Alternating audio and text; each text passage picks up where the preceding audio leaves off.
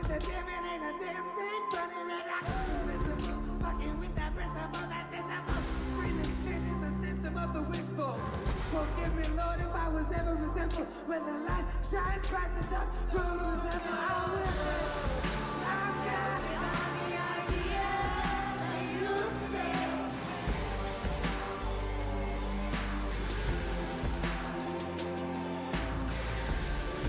I'm counting on the idea that you say.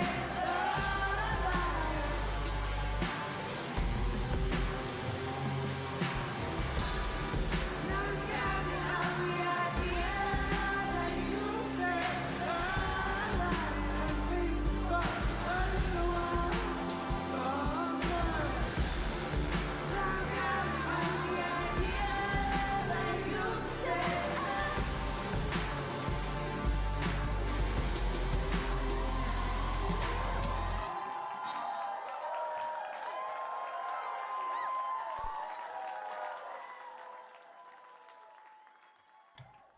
Yo, what is up?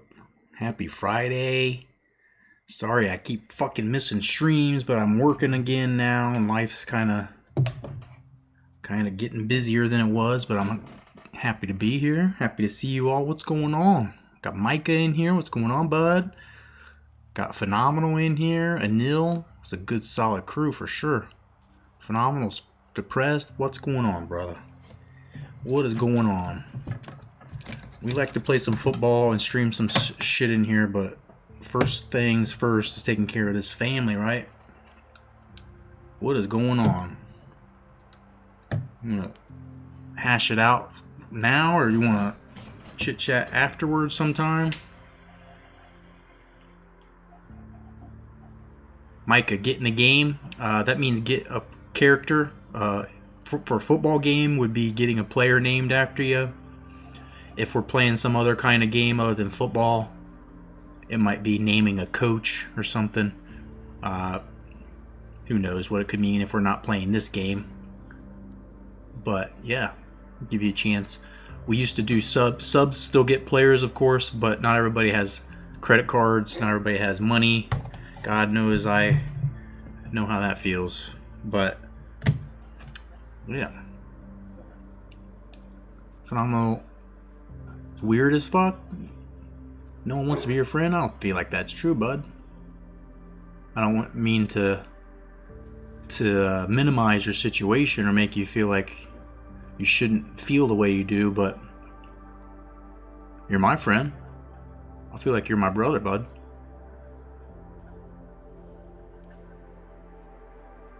Turning 15 in 3 days. You're at a time in your life where just confusion and uncertainty about the future, about like what are you going to do when you grow up? Should you be growing up now? Are you still a kid? Like you're in a spot where first I want you to just kind of understand and not get too worked up, especially because once you graduate high school, pretty much everybody you're friends with goes away anyway.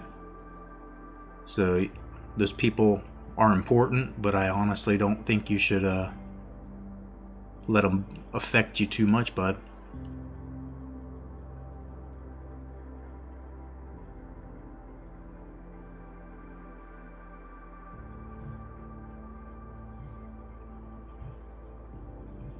Micah's 13 with no money. Yeah, no worries, bud. That's why we added that channel point in there. Hopefully that helps you out so you can still be a part of the team. I had a list of players that were supposed to have sub-created players, and that was like back in season like season 9. And some people I asked if you wanted a player, what position, and they never responded.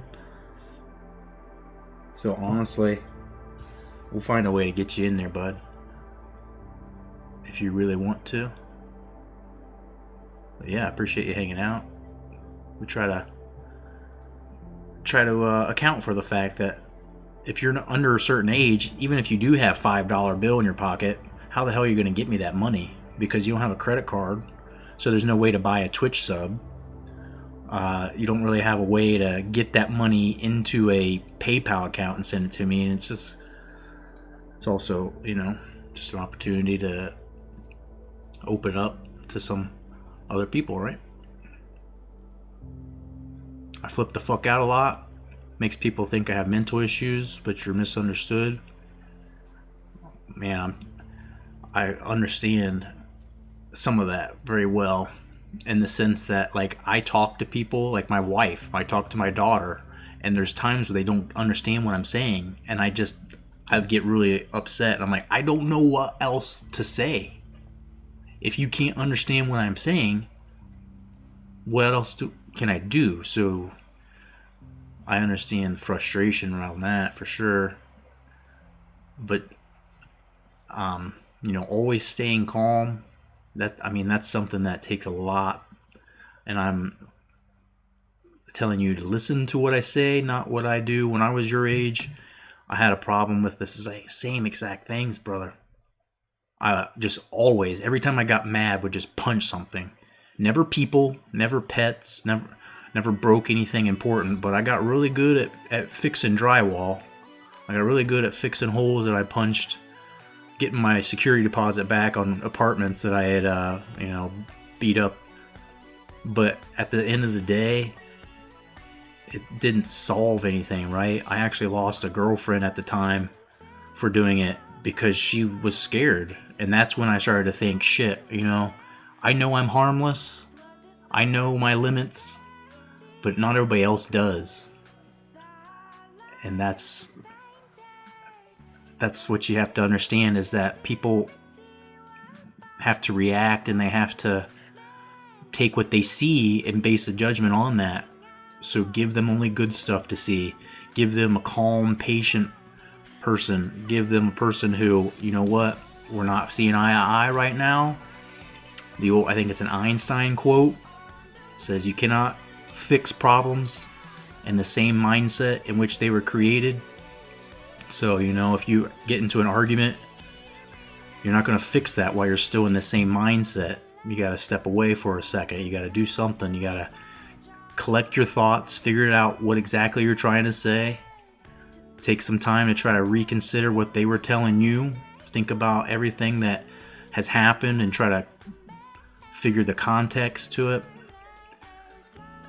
But stay positive, though. I'm telling you, man. I don't hang out with a whole lot of 13 and 14-year-olds. I don't. And it's probably good. People might get the wrong idea. But at the same time, you and Micah, and there's a few other young people that come in here, I have a lot of respect because you guys are pretty mature for your age. You don't come in here acting like idiots and goofballs, which technically is just being a kid, right? Like, and I think that you may be more intelligent than some of the people that you deal with on a day-to-day basis. You might get into some arguments with people because they might be a little less mature. You might be frustrated because they don't get shit that you get, and you say you're seeing anger all around you. I don't talk to my dad, right? I don't ever talk to my dad anymore. And that's because of what he is, right? I can't be around a person that's prejudiced and racist. I can't be around a person who is so irrational and negative. So I don't want to tell you to disconnect from these people or where you're seeing the anger, but you have to kind of make decisions, right? Getting bullied at school, that's the worst shit, because there's nothing I can really do to help with that other than tell you it's so temporary, bud. So temporary. When you know how many people from my high school I talked to? 0. 1 person. You've probably seen him in here. I call him my brother, RT Fiesel. He's the only person out of all the people I knew in high school. And even college, when I graduated college with a lot of people, one of the biggest universities in the United States. And how many of those people did I talk to? None. So I know it's the social need is there, and it's hard to just say, you know what, you don't need anybody, don't worry about it, because you do need to feel accepted, but I would tell you to not wrap too much emotion or energy into it, buddy. Think your crush got a girlfriend? I mean, or got a boyfriend? That'd be even worse, right? If she got a girlfriend, you're like, shit, she's not even into dudes. But there's something also to consider about that, is that the people that you date in high school or younger, when you're younger, most of the time you're not going to get married to. So even if you did date her right now, it's probably not forever, right? And there's still a chance. Who knows? I mean, don't give up. But I totally understand, and it sucks. You have every right to feel shitty about it, but don't feel too shitty about it. Don't let it weigh on you. Never tell a person to disconnect or not recognize their emotions, because that doesn't help anything. But, you know, once you fall asleep and wake up tomorrow, if it's still bothering you, now it's starting to become a little bit of a problem, right? You gotta keep it from hanging on you. There's a stupid coffee mug I used to see all the time that said, never let your worries of today rob you of the hope for tomorrow.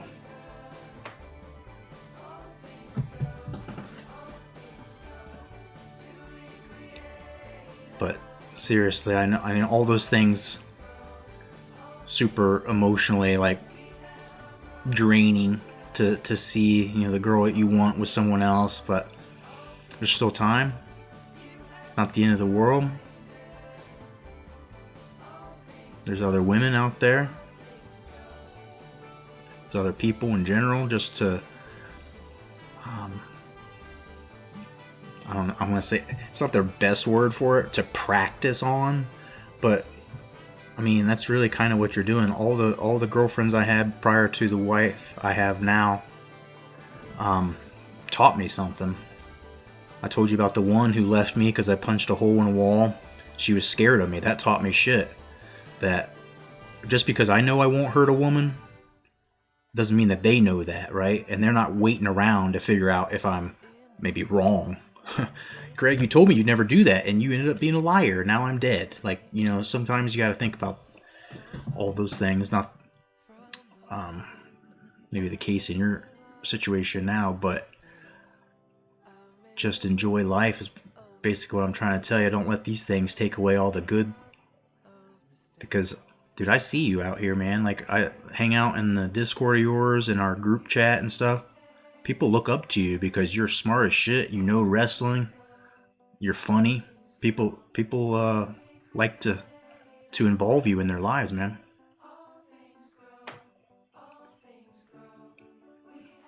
Only thing you don't like about her is that she smokes. You're good friends, kind of, and talked, and she told me what she went through.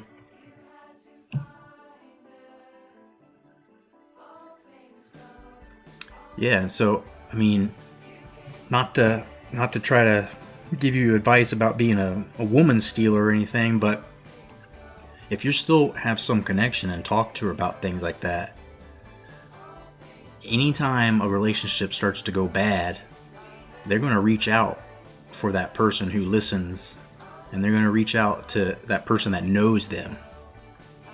And so, you know, like I said, it's still very early in life. Things can change, and you can learn from her too about other women. So maybe it doesn't work out with her, but you maybe find someone like her later in life that you like, man, she's the new crush, and some of that stuff can help you.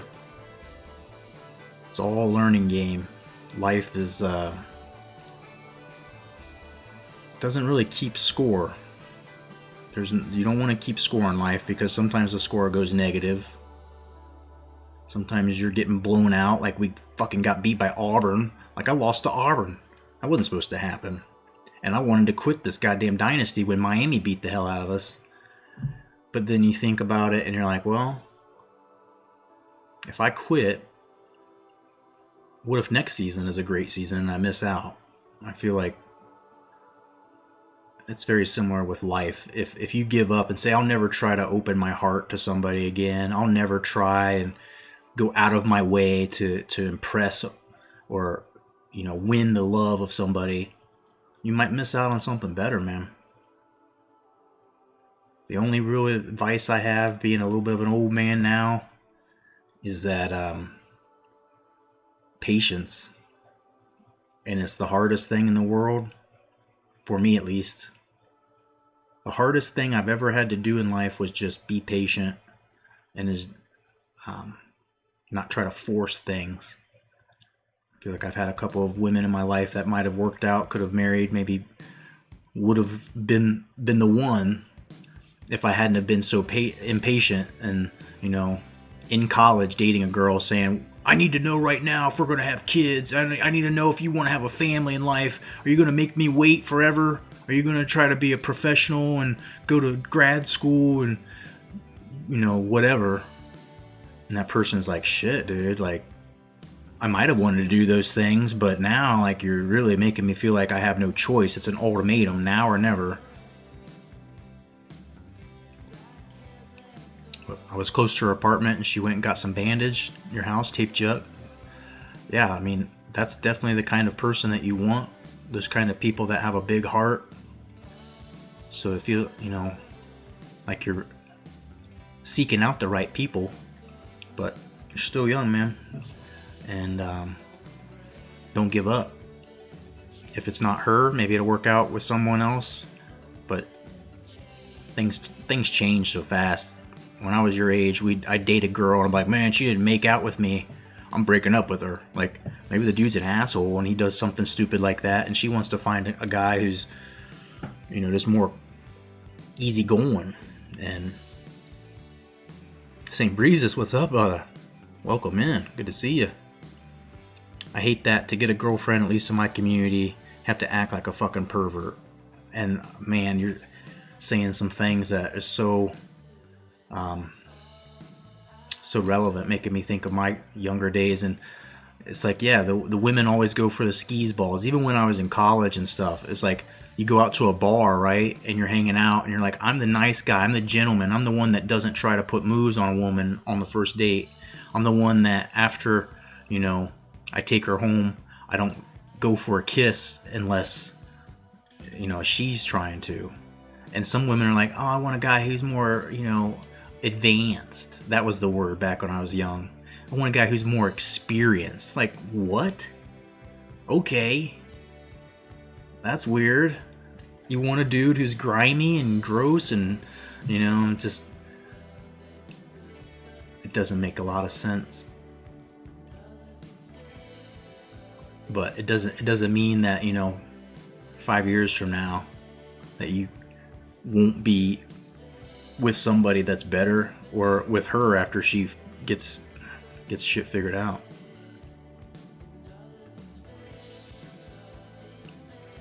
My thing was getting down the dumps about this job shit, but then I'm like, let's try school. Maybe that's what it's meant for me, to get away from banking. Yeah, St. Breezes, man, I feel that too. I was unemployed from May until this week. I just started a new job, and even this new job, I start working and I'm like not getting hours. I work as a contractor now, and it really gave me anxiety. Like, how the hell am I supposed to make enough money to live, right? I need money to pay for this house. I've got a kid. I gotta get her Christmas presents. Like, all those things start scaring me. But every time I've been in between jobs, I do just like you're doing. Think back on what can I do to get better, give myself more opportunities. What can I change so that the next time someone looks at my resume, they do give me a call? What is it about my job that I really like to do? And if you say not much, then what is it about my job that translates into something else? How can I take experience that I've had and find a job that will pay me more, or will be more secure, or more than anything, at the end of the day, you feel like you're good at? You go home and think that You're using your time and for something valuable and meaningful. Yeah, the job, the frustration of applying for jobs and never getting a call back is so similar to rejection from a woman or lover.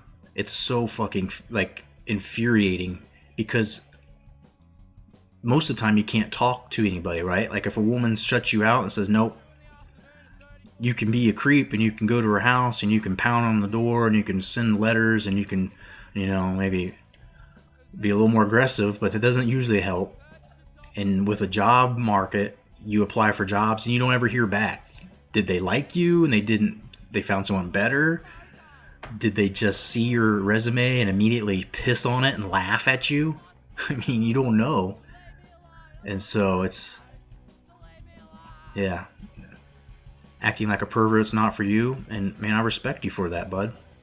Very shy. You sound so much like me that, I definitely have a soft place in my heart because I know exactly what you're talking about. And it's like, I don't want to go to a girl and I don't know, slap her butt or something. I don't want to do that because the one time somebody gets offended or is upset by it, like, I mean, it's not, especially nowadays, like, you could end up in court or jail. I mean, I don't know. You might have somebody's brother or dad beat your ass. I've had some girls' dads fucking pull a gun out or just show me a gun and say, don't try shit with my daughter. And I'm like, hey, dude, I don't think you got to worry about that. Thanks, though. I mean, it's a weird dynamic. And the only thing I can tell you is just be confident, bud. I've talked to you. I've interacted with you on the internet and seen, how smart you are. Funny guy. I don't think you need to be that shy. You don't need to be crazy in your face about women and be over the top like a pervert. But just being confident and just knowing that, hey, if one doesn't want you, someone else does. Just gotta find them. Just gotta build that relationship, build the trust, and you'll if you're like me, you'll eventually get a reputation for being the gentleman. Like I had a girl when I was a junior in high school, when I was like 16. The first female I started to do anything with sexually, I didn't advance it or anything, and it was her mission to do that because I was the shy guy. It was her just overall goal to try, and I'm like, that's not cool. That's actually why we broke up. I'm like, I'm not a trophy, right? But think about how many women out there feel that way too. Senior dates a younger kid or younger girl in school because she's a virgin. There's a bunch of creeps that are like, oh wow, that's a selling point. I want to be the first. It's just a weird dynamic. But confidence is the thing, brother. Just that confidence that, hey, if this doesn't work out, I'll find someone else. Then also just that confidence that I have things about me that should make you appreciate me.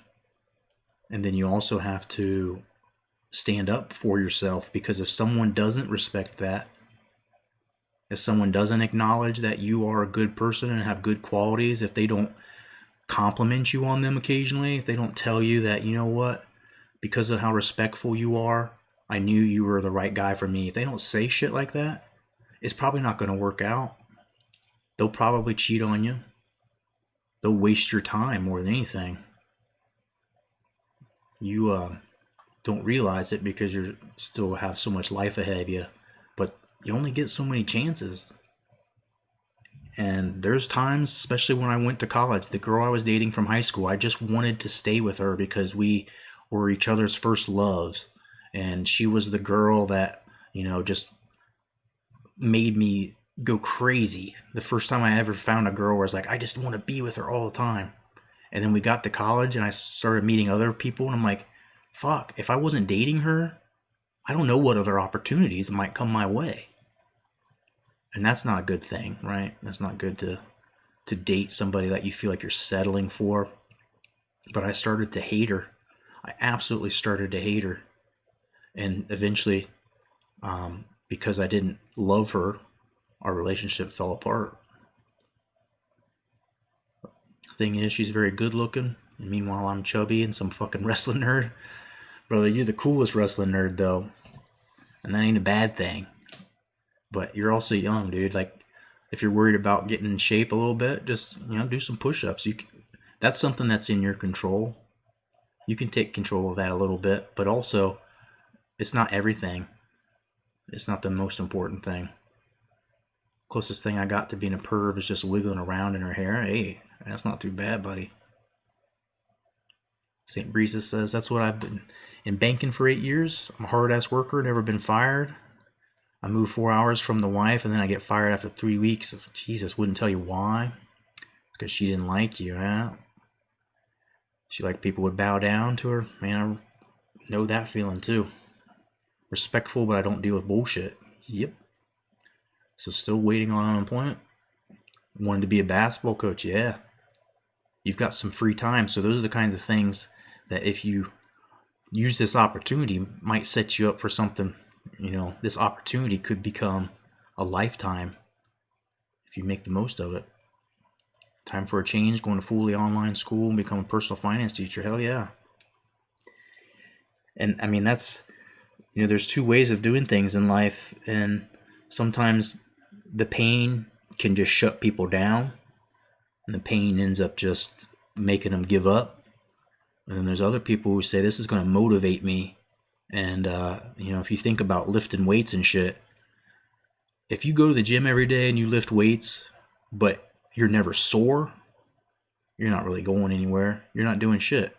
You're going through the motions. You might be getting some cardio from it, but real growth, real advancement takes some pain, takes some dedication, takes patience, because you go to the gym one day and bench press 225 pounds. Doesn't mean the next day you go to the gym, you're going to have fucking huge biceps and chest muscles, right? It's a slow process. But, yeah, that's cool though, St. Breezes. I never knew that you were in banking. That's what I used to do. I worked for one bank for 7 years, and I worked for another bank for a year doing training design for them. So I didn't actually handle, relationships and deal with customers, but I had to train people on how to do it. So I learned enough about the job to talk about it. People probably knew I was a bunch of bullshit most of the time, but whatever. Johnny follows your Instagram, put a pic of me on the group chat. Wonder why don't you have a girlfriend? Because you're pretty cute. Well, see, there you go. Johnny wouldn't say that just to say that, right? Yeah, you have the background, become a basketball coach, and I'm telling you that some of the early level coaching where kids need fundamentals, they need somebody who's just going to teach and help them understand the game. Like, there's usually opportunities for that. My daughter, she played soccer. I've never played soccer. I have no idea how to coach it.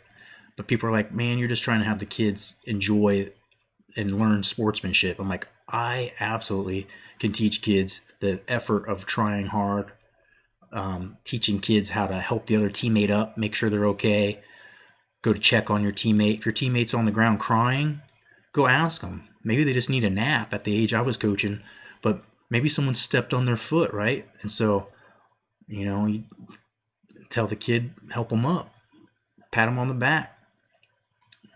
There's having time.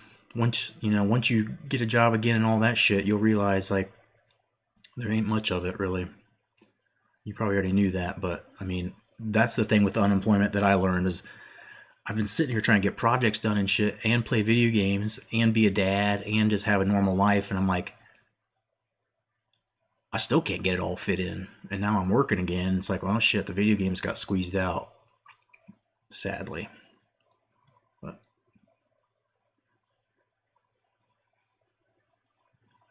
the girl's 1 year younger than me, but the dude she's dating 1 year older than you. And that's another thing about girls. It seems like, they like the guys a little bit older, especially if the guy's got a car. There's all sorts of bullshit that maybe she's using him, Who knows? Maybe deep down inside, she isn't that good. So it's easy to put those blinders on and you just see a beautiful girl and you think she's helped me and she's been nice to me before. But,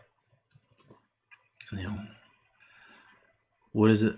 There's an old saying. It's like, no matter how pretty she is, somebody, somewhere, is sick of her shit. Other guys bully you because I'm not sporty and as athletic. They challenge you, come on, punch me. Yeah, fuck those dudes, man. Honestly, I mean, it's easier to say. I totally understand that everything I'm saying is like, yeah, if it was that easy, you wouldn't be, here talking to me and asking for some advice. But honestly, the first thing is that this is all so temporary. It's once you graduate, it's over. But then for the temporary right now, immediate, just don't even give them the power. It's like trolls that come into our chat when we're streaming. If you sit here and you say something to them, they'll say something more. If you ban them, they'll come in with another account. If you say to them, like, hey, do you just need some attention? Like, what's up? Like, why are you in here? Like, I think you could be a good person if you just stop being such a fuckhead, right? Like, you could hang out here and be a friend and we'll all get along if you just stop being a fuckhead. Sometimes when you say that to people, other people around them will start shaking their head like, yep. And I know it's just so frustrating that all these words don't fix that, but just trying to help you try to process it and realize that it's not it's not always going to be like this. They bully you about watching wrestling. Yeah, see, these people are just fucks now. Like, we all know. Like, are you, like, really, you're that smart? You know that it's fake? Wow, okay. Wow, good job. But at the same time, they have any understanding of how much preparation and just the bodybuilding aspect, just having to look to be a wrestler is a lifelong commitment. The risk and the challenges of possibly breaking a neck, like, they're just fucking dumb. They're not smart enough to grasp. So trying to have any real in-depth conversations with them is probably not going to go too far. You were actually in basketball class. Good defender. Turn this into a therapy stream. Man, my calling in life, I'm not sure that I'm good at it, but I'm in this world to help people. There was a large part of my life that I was just angry, and I was a nasty dude. I listened to my Rob Zombie and my fucking Pantera, and I broke shit. I've never beat people up, but I sure as hell made people worry that I might beat them up. And it wasn't me being the bully. It was me standing up to people and saying, look, you're 17 years old. I'm 15 years old. I don't give a fuck. You know what? A baseball bat will break your head open just like a 15-year-old's head. And you just, at some point, violence doesn't get you anywhere. But I don't know. It's like I turned this corner in life where people just started to realize, like, man, I don't know that he just doesn't give a fuck. There's no reason to bully him or tease him because he just doesn't care. And then my comeback to them was always, 10 years from now, we'll see what I'm doing and we'll see what you're doing. And you'll probably be fucking taking the trash out from in front of my house that I own, right? I don't know, you just have to think about all the positives that you're being a good person. They're not. My friend who is a little more pervy, he's like, slap her ass. Nah. I mean, and there's tasteful ways of being a perv, right? Every time you think of a girl, like, oh my gosh, she's got such a nice ass, you can compliment her and say, like, I don't know, have you been working out? You look extra fit. I mean, you can turn anything into appropriate if you try. And women will appreciate that sometimes. I have not figured out how to compliment people without being creepy. A lady I used to work with, she's like 50 years old and she looks really young. And so someone said she had a birthday coming up, and I'm like, do birthdays even count? Like, this lady's like frozen at 30. She's not, and people are like, damn, dude, you trying to get in that? You trying to get in that? You hitting on her? I'm like, I just trying to say that she's not aged past 30. Like, birthdays must not, I don't know, and it's like, shit, all right. Oh, shit. I'll stop with the compliments. I'm gonna tell them when they want to beat me up, I'm like, call me a masochist, but come on, beat me up. This just proves I'm tougher than you'll ever be. Yeah, and I mean, that's kind of like my attitude where it's like, I just don't give a fuck. I don't. And once they realize that you don't give a fuck, and if you basically are saying, dude, if you want to do this, do this. I don't give a shit. They're going to go tease somebody else, right? And that's the next step is like, you'll eventually rise above this. And whatever that takes, I can't really tell you for sure, but if I can help you, I will. But you'll rise above it, and then it'll be somebody else. And then that's the test for you as a man is, will you then stand up for them too?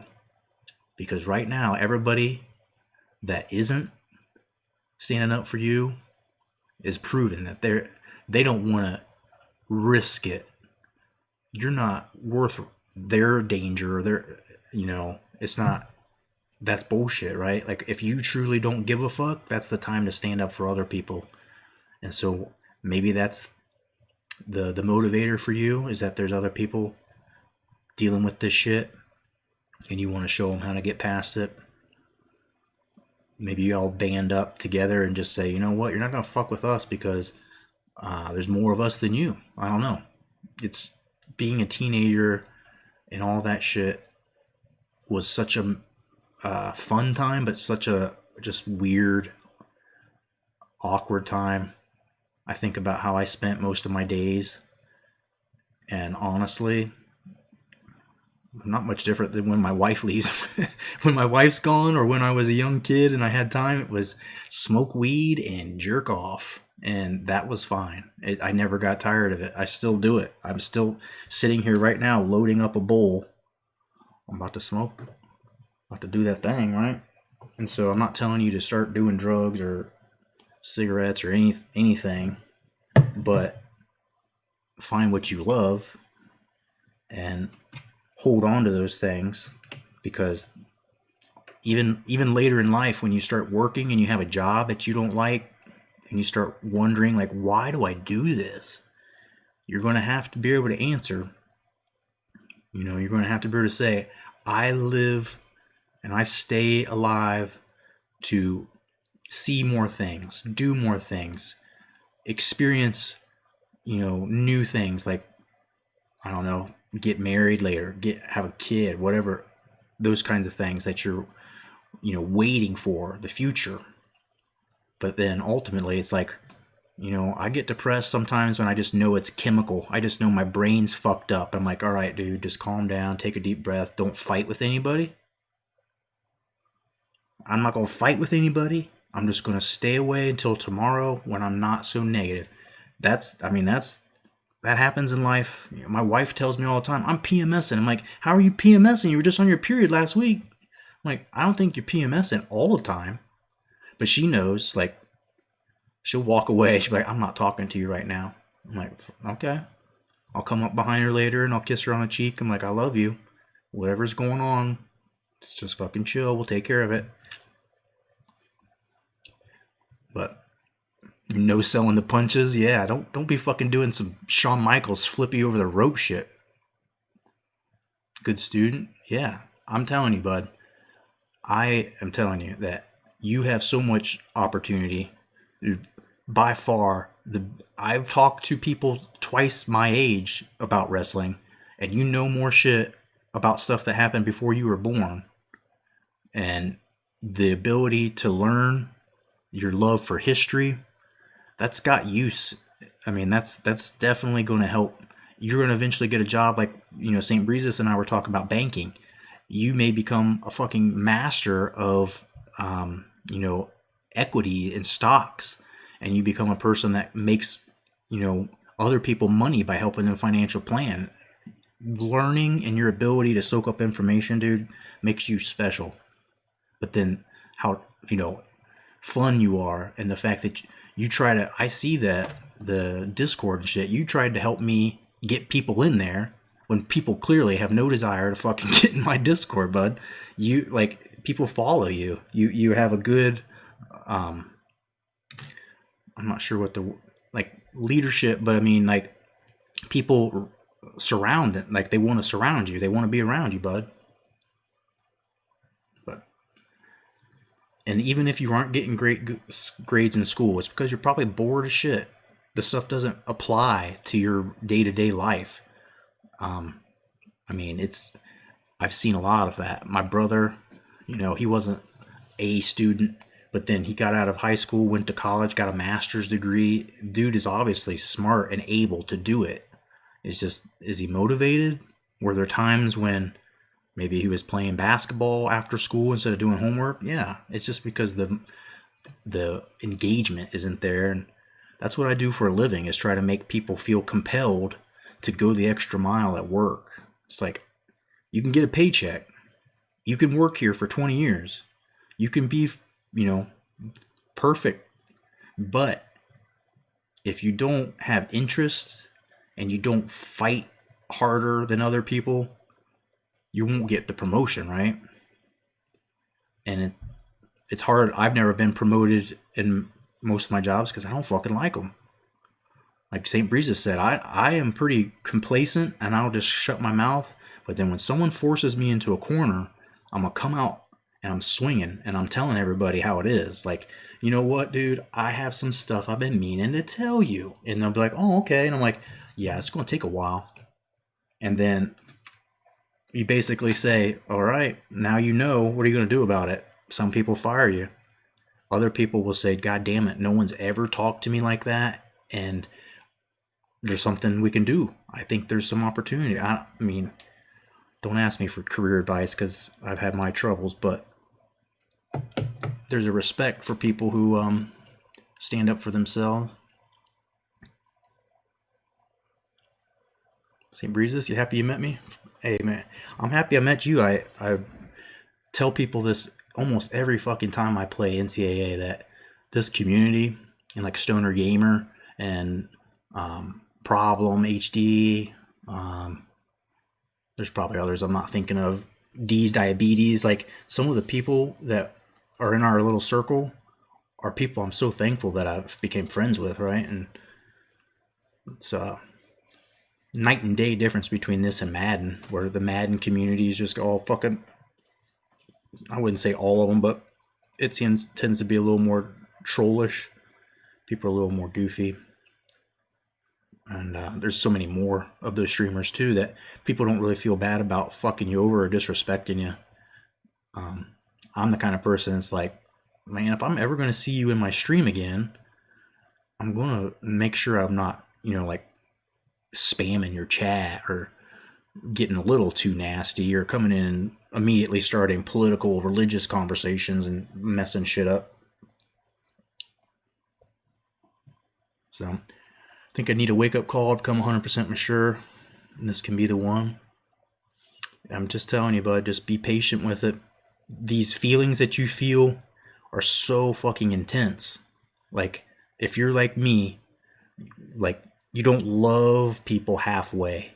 You don't get people up on a pedestal where you admire them as much unless you're really emotionally in it.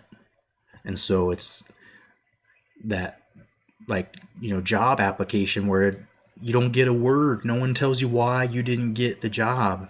The girl doesn't tell you why she picked that guy over him. But honestly, she doesn't have it all figured out either. Especially if she's a year younger than you. She's probably just excited as shit that an older guy is interested. She's probably thinking, oh man, like, because he's older, there's some benefit that I'll get that a younger guy won't, like a car you can drive, or maybe he's able to go and he's got a friend that can get alcohol, whatever kind of, bad stuff that you shouldn't be doing. You never fucking know. And if you spend too much time thinking about why and being disappointed, you might miss out on something better. So you gotta have that confidence in yourself that you can find and you will find. Don't give up, buddy. But should we play some football? Like I said, family's first here. This football shit, I can do this anytime. And take care of my friends, man. Phenomenal's in here all the time, trying to help, trying to get the ECW videos uploaded. This dude works hard to try to do that for others too. I mean, it's not just for himself. It's the kind of person I like to be around. Is sharing and caring.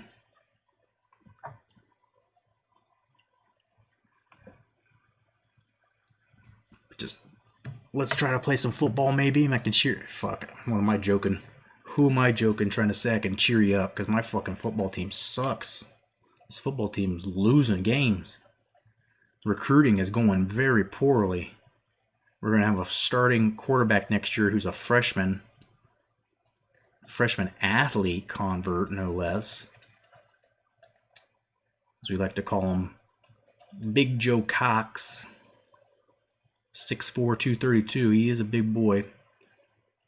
And I think it was Sod Ferris. Sod Ferris is going to try and snag him as his created sub player. We do have some people that don't have scholarships offered yet. I don't know that any of them matter really. The kicker might need to get that kicker. Nate Brigham, I think's gone. I don't think we're getting this guy.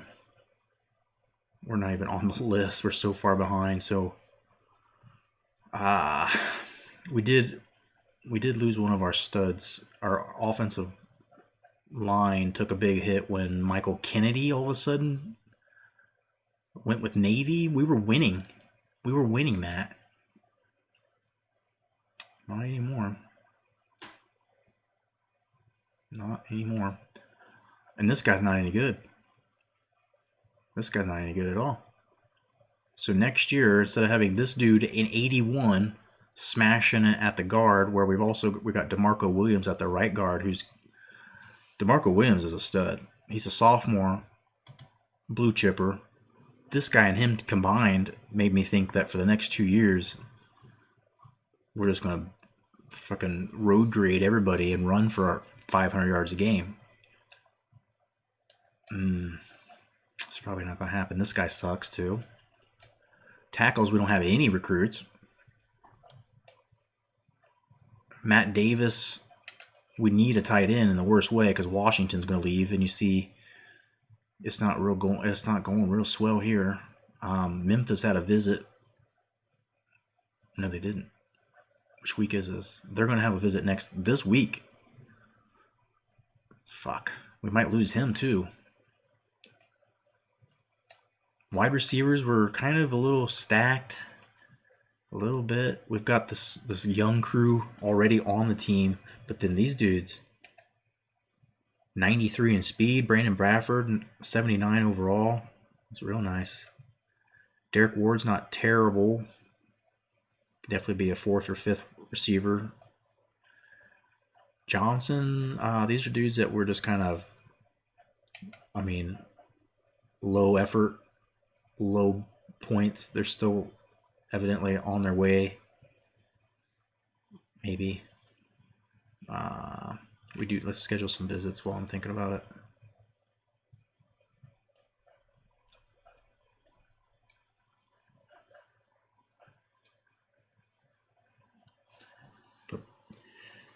Yeah, not to sound too much like an old man phenomenal, but life is a lot of disappointment, and the amount of good and the amount of enjoyment you get in life, I think, is directly related to how you deal with that disappointment. People that get disappointed and they just start to say, oh, woe is me, the world's against me. This is just how it is. I can't control it. Well, those are people who are probably going to get shit on some more. And then there's people who every single challenge they see as just a reason to try harder, and they see as like, disappointed once, I lose this time, but not next time. And they kind of take this, trial by fire kind of mentality, like, I'm stronger now because of it. I'm probably somewhere in between. I do like to take a day or two and just say, fuck. Like when they called me and they said, hey, we've been thinking about it. And as soon as they said something like that, I'm like, thinking about what? Thinking that you guys are going to need to make some cuts. You need to find some people to eliminate. I'm like, I'm volunteering. And they're like, wow, okay. They're like, we are having some problems, and COVID and this, and the company's survived 152 years without you. And I'm like, dude, I don't fucking work for you anymore. You ain't gonna have this lecture with me. And I said, are you gonna pay me unemployment? And they said, yep. And I said, can you send me an email that says that in writing? And they said, yep. And I said, all right, thanks. Talk to you later. And I was super pissed, right? But at the same time, like, think about that job that I left as a girl who didn't deserve me. I look at that company and I think, dude, I didn't want to work here. I don't like this place. There's nothing special. I'll go somewhere else. And there was a few months where I maybe not drank the beer that I wanted to drink because I had to be careful with money. There was sadly a couple of months where I wasn't able to gift subs and do shit and be a good supporter of streamers. But at the same time, I get it. Other people sometimes don't do that. I don't do that, and it's not because money's runs the world whether we want it to or not. But at the end of the day, after I took a day or two and chilled out, because I didn't feel like that right away. I didn't feel like, oh, fuck you, I'll go someplace better. My initial reaction was, money, how am I going to get it? And then I started doing all sorts of weird shit for money, right?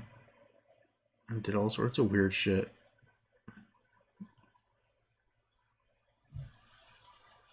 Need to get on a podcast.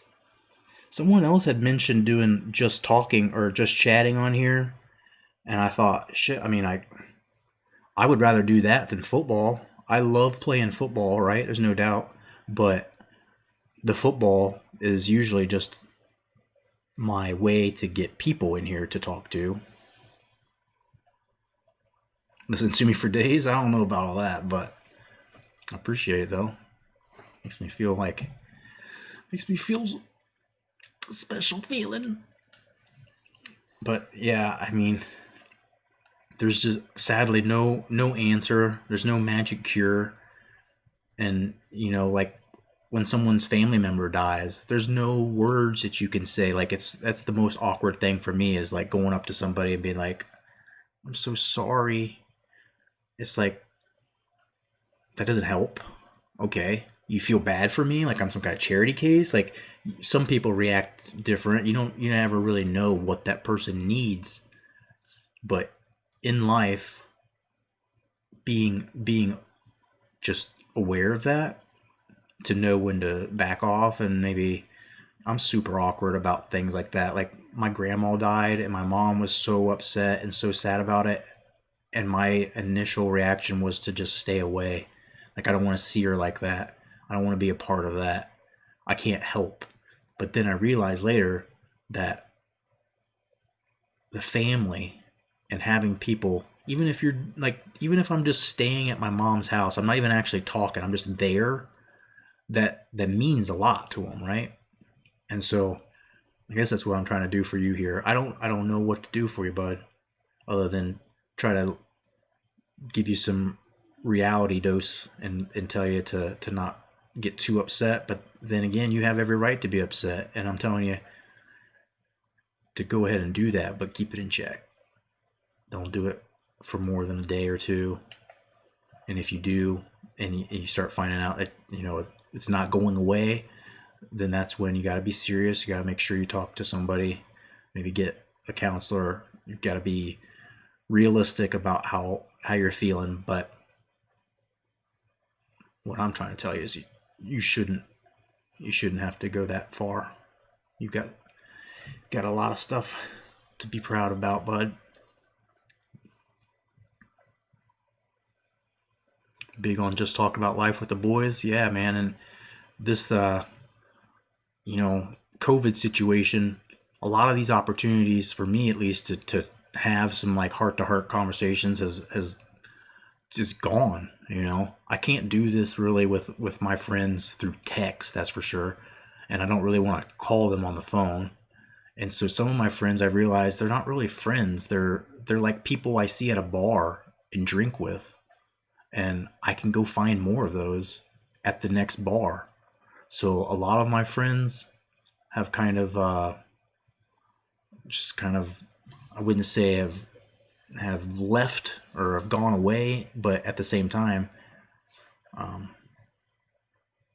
I've realized the importance of the ones that like you do have that connection with. And I mean, all I can say is that my childhood was pretty fucked up. Not real fucked up, but there were a lot of times where I was spent on my own trying to figure things out. That's where I'll say my life was fucked up, because I didn't have a father that would be straight up with me. I wouldn't have a father who would admit that he had no right to be saying or giving advice, because he himself was a fucking terrible person. But do as he says, not as he did. I do think back, and there was a lot of stuff I learned. There was a lot of things that he did teach me that have been valuable. And I love my dad. I just can't be around him. I just can't have my daughter around him. I cannot have somebody dropping the N-word. I cannot have somebody like saying terrible shit about Black Lives Matter protesters. I can't have somebody telling another person how they're supposed to feel, right? Like, oh, I've never done anything racist. I've never done anything this and that. I'm like, the shit I hear you say gives me every reason to believe that at some point or another, you might not have hired a person because of their color of their skin, right?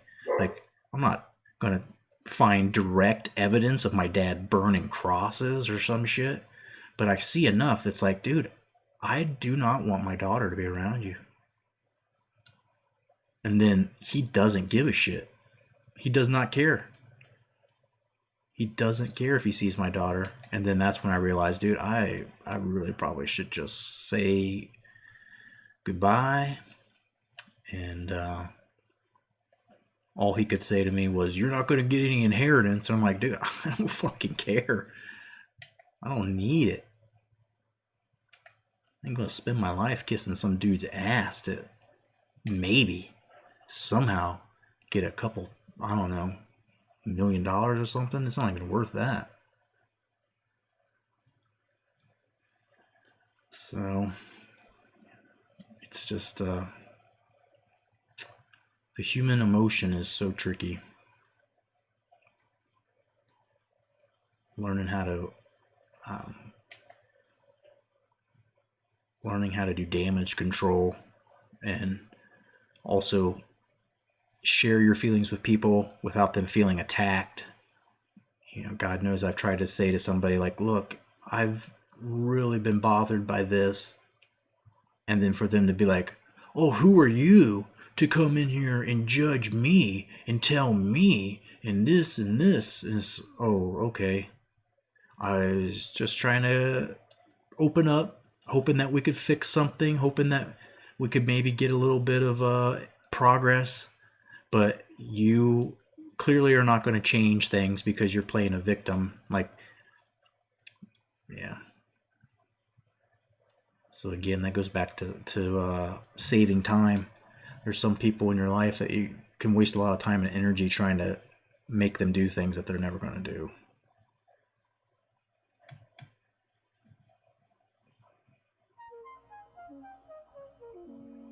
I don't know what to do with all these recruits, kids. I do not know what the fuck I'm doing with the recruiting, other than we gotta get these visits scheduled. Tyler Davis seems like almost a lock. His lock percentage, though, is extremely low, so I'm still throwing 250 at him. I don't know. I'm gonna send him here for the rival game. Arkansas State should be a blowout game as well.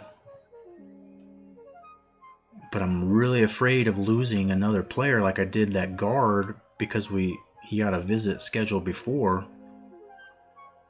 So, I don't know. Just like recruiting, man, I do not have the answers. I do not have the answers with these boys. Dan Johnson.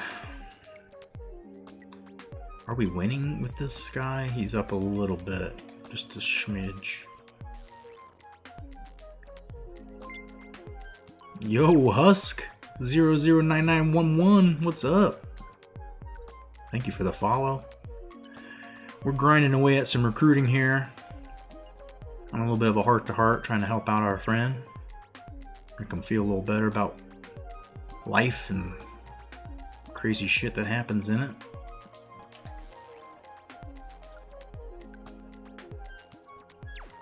Give this guy a few more points. I don't know. Just so he doesn't get stolen from us. I guess I could scout him, but he's already got a scholarship offer, so it's like, it's just whatever he is. Let's take it. So let's see. USC game gives us an extra hundo, but we might not win the USC game.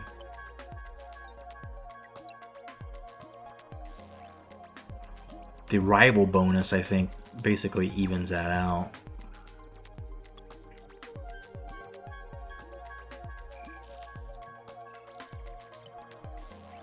Is Southern Miss a rival, though, too?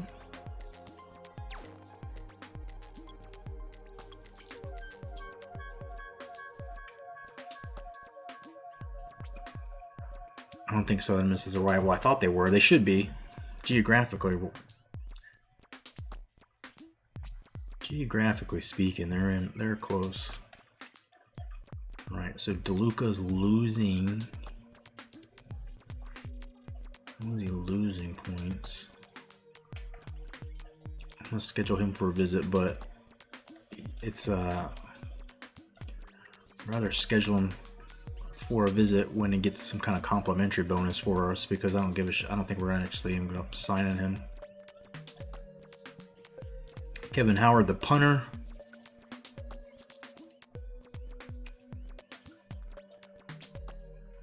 Let's bring him in for the Ark State game.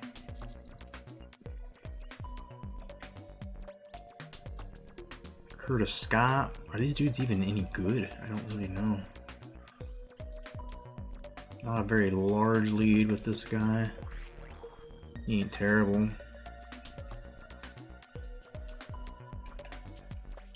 6'5", 312. I definitely would like him to play eventually.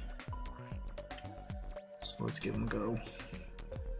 Southern Miss, he's got 2 complimentary. He's got 2 here. 600 points no matter what. Let's see him.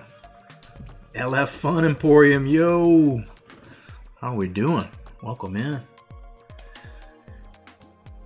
Welcome to the point in the stream where I just stare at recruits and just stare at them.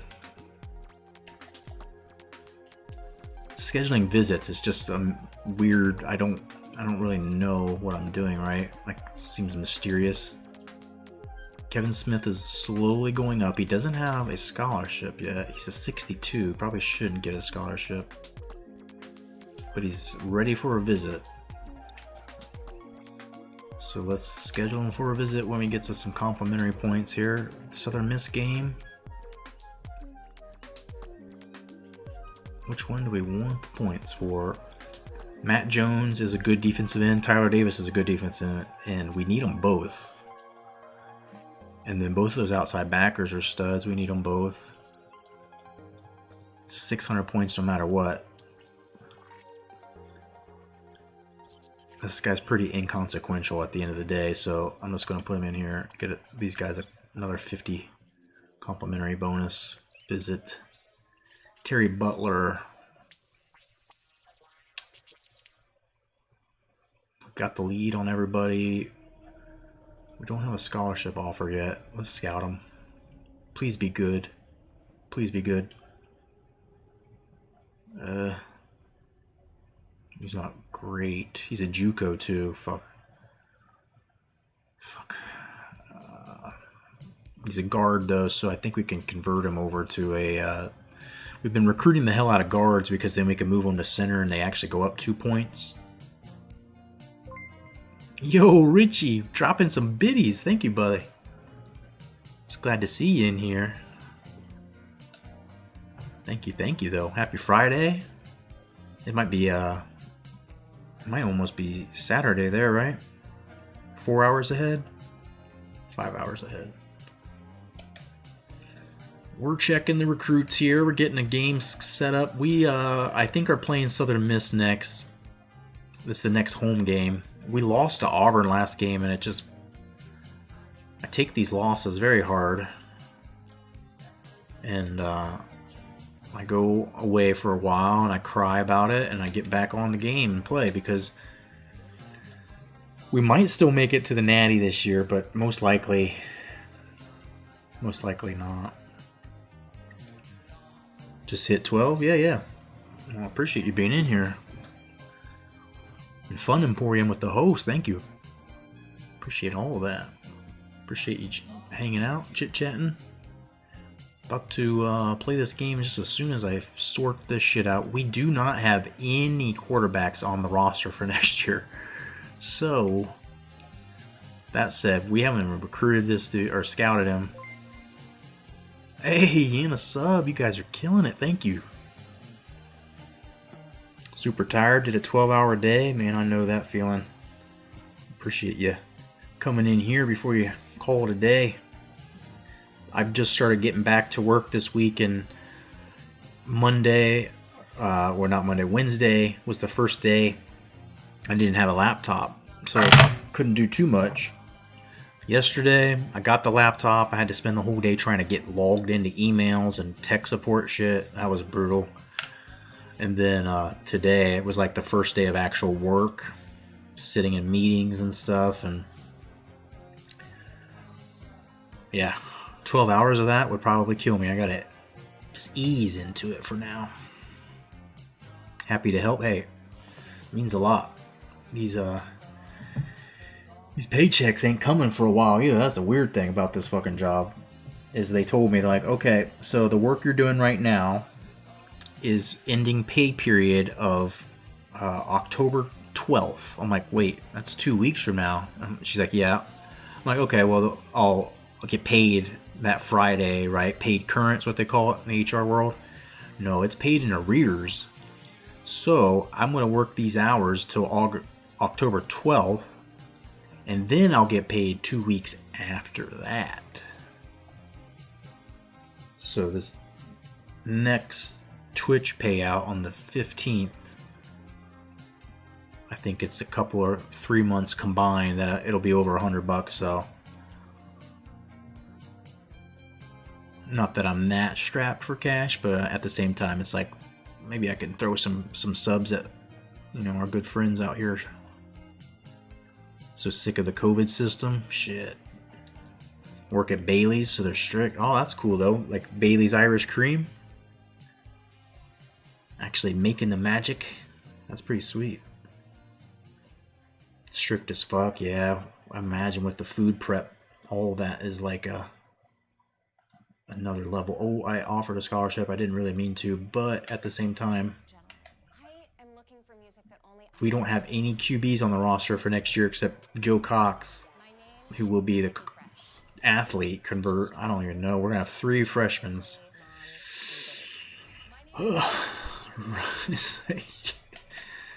This is so bad. And we've got some decent running backs, right? Courtney Joseph ain't bad. He's an 80 overall. Zach Mitchell ain't bad. He's a 77 overall. But look at the speed. 85. 86. Break tackle and trucking is going to be the name of the game for the next year. Handy because it's pretty close to home. It's a decent people. Yeah, I was going to say that. Decent people working with people that you don't actually hate. It's a huge benefit, even if you don't necessarily like the work. I had my last job, I liked the work, but hated the people. And yeah, there was no saving that job no matter what because of that. Alright, so we see that 75 actually got us a bump of 140. Part of that might have been because of the scholarship offer. So we'll go 150. Zach Mitchell was winning.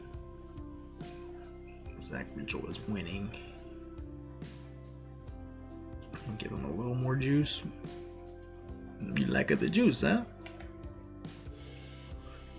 Clayton Henderson might come along for the ride without us giving him any points. The speed is decent. And then Lee Jones, we're doing 0. 0 for this guy. I don't care. I don't care about him. And yeah, we don't really need Clayton Henderson. If we get Mitchell and Joseph, we'll have McKinley, who's a redshirt freshman right now, and we got Problem for 1 more year next year as the starter. Got a fullback signed. Got 1 wide receiver signed. Chris Riley's a 96 in speed, though. Should we be trying a little harder? Give him 10 more points. Dan Johnson, we just walked through with that. I feel good. Did I even scout these dudes? Yeah, okay. Brandon Bradford's the diamond here. Him and our guy we've already got, Damian Baker. I think those 2 at wide receiver. And then, what was his name? Harry Henry. Derek Ward, that's good. Wide receivers are set. This guy, this mofo, we need to land him. Matt Davis, we need you.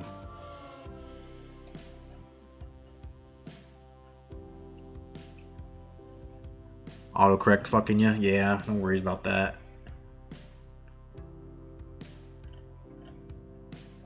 Has a decent people. I think I interpreted it. You're catching me before I smoked all my weed, so I'm a little quicker than normal.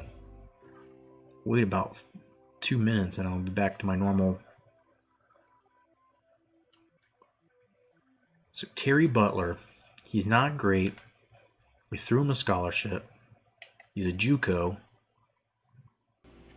I think that's enough said. I don't need to do much with that. This dude, I'm ready to kick him off the list because he's terrible.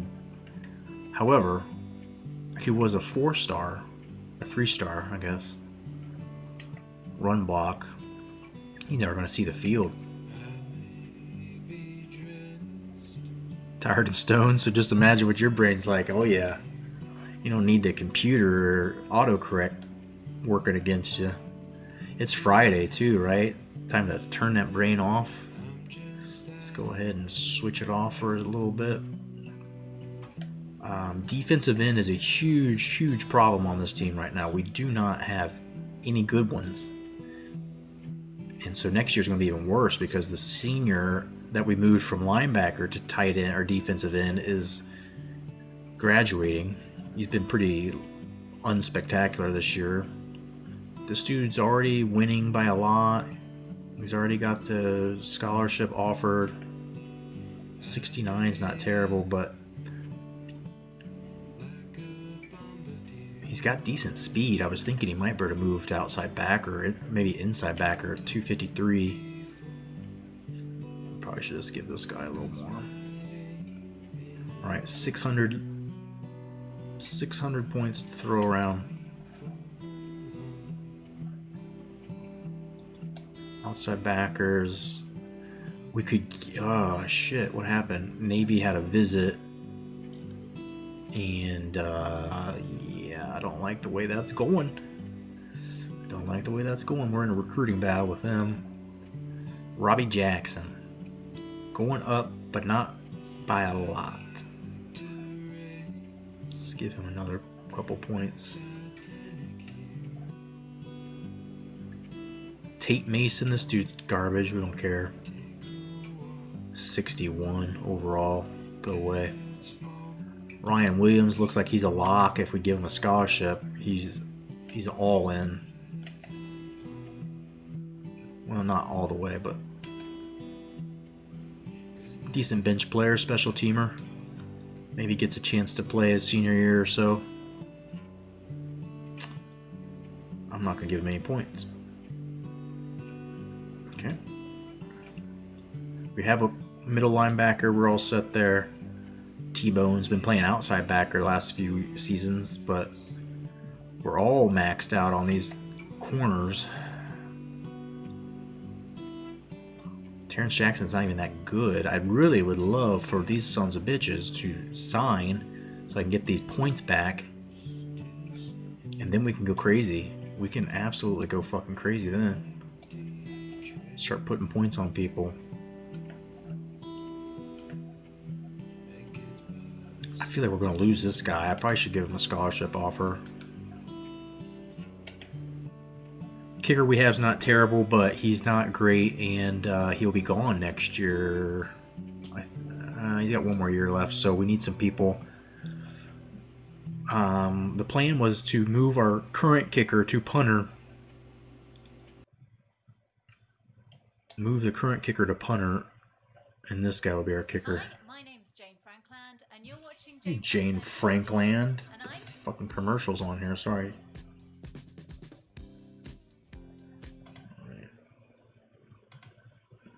I'm angry now. Sorry.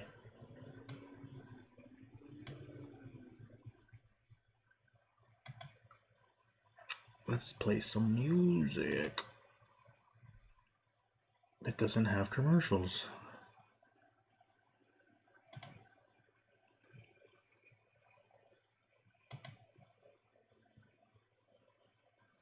One second, please.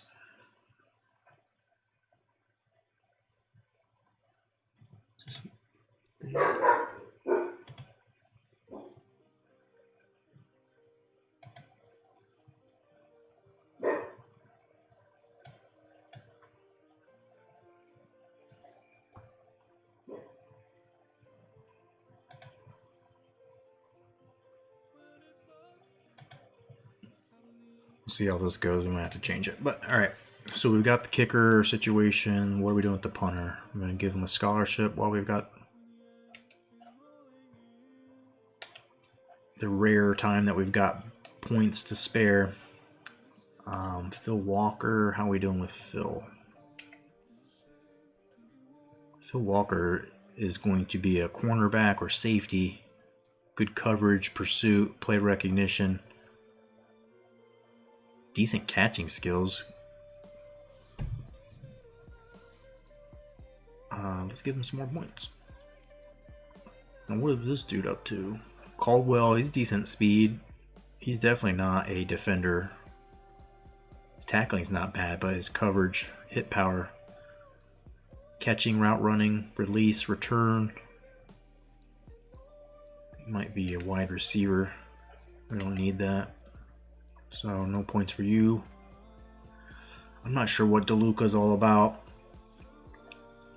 Tatum we haven't even recruited or scouted. And then there's Brigham. I feel like if I start giving him 450 points, this guy will come. Should I give him that? I don't know. Oh shit, Richie making me chug. Alrighty. I do have a beer in my hand. I'll have to eventually go get some more beer, but this This one's here now. So cheers to you. Happy Friday. Get one of those in a smoke, though? Absolutely. Someone was telling me to be careful about naming your channel points. Like, there's a streamer I watch, and he calls it power rips. Like, for 40,000 channel points, you cash in a power rip, and you'll smoke a bong till his fucking lungs come out. But Twitch is sometimes tricky about that. But if you would like me to do it in a smoke version, it's absolutely possible. I'm going to take a drink of the beer anyway, though.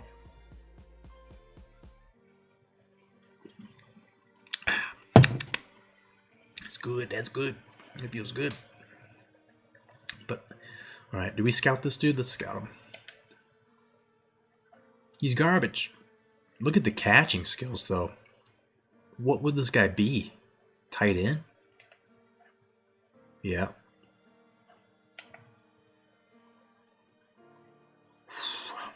We need a tight end. We have Henry, who's on the roster now, as a good receiving tight end. If we get our tight end prospect to be our every down blocking and receiving tight end, we might be good for 1 year. I don't know. Let's check Tatum. Tatum sucks too. Catching isn't bad. He's a bigger boy.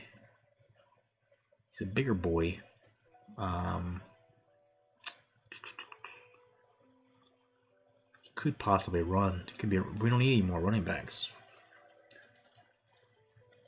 So what this tells me is, give this guy some more, because the secondary is pretty much that is the biggest thing of things that needs to be fixed. People that haven't been offered scholarships yet.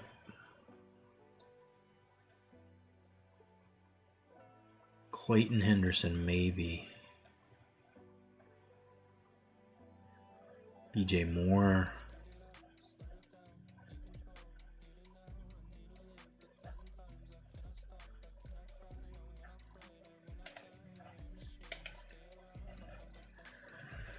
Yeah. Alright, well, anybody else that needs points sprinkled on them, let's fucking go. I could scout this guy, but fuck. So much work to push that button.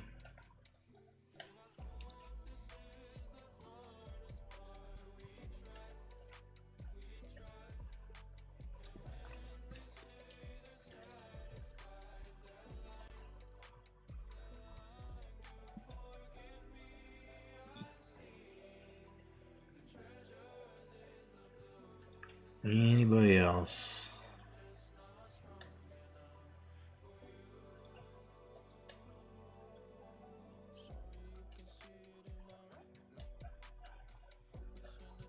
I gotta take this guy off the list, so there may be somebody else out there floating around. Let's go. Come on. Alright. Let's go. We got one more prospect. Is there anybody out here we haven't already? Look at this dude. 5-star.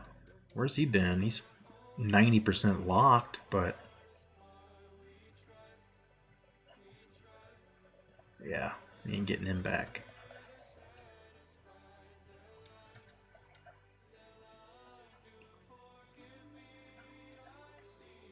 Wide receiver.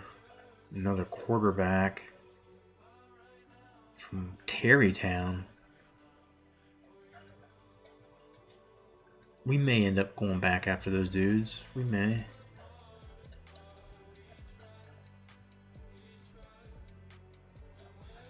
What happened to all my safeties that I was chasing? What happened to all my safeties? They're gone. We were recruiting this dude, but I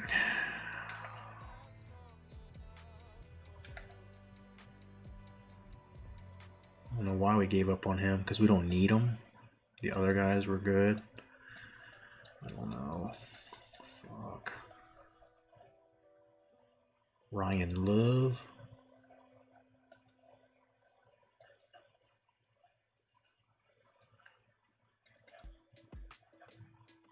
Keith Jordan. All right, we'll look at. We need some more guards. We need offensive linemen.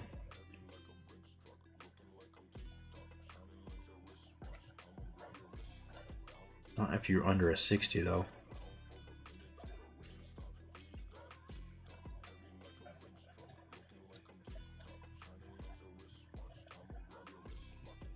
Kellen Collier. Got that B on the run block. Ain't bad. Too many people with scholarship offers. I think that might be a wasted time trying to go after him.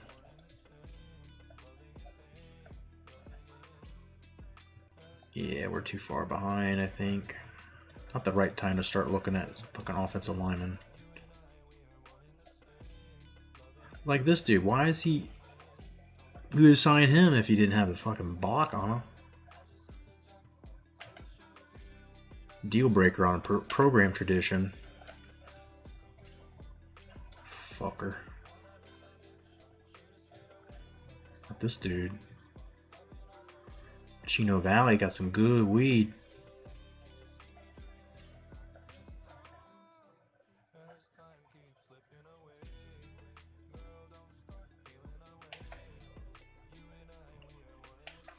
Got the good impact blocking. Yeah, I don't know. Let's see. He's probably the lowest lock rate on here. No, he's not.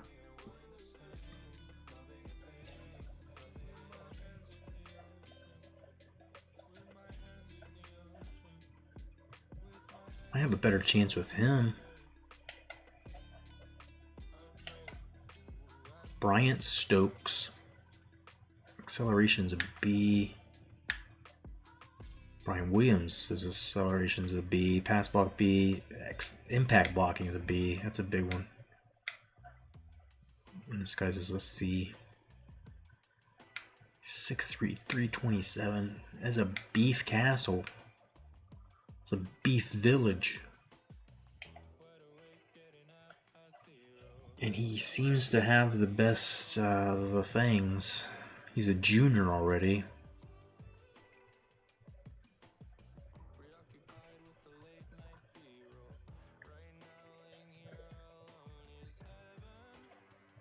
He's a 4.72.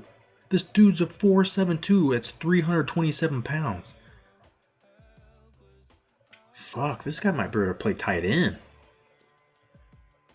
All right.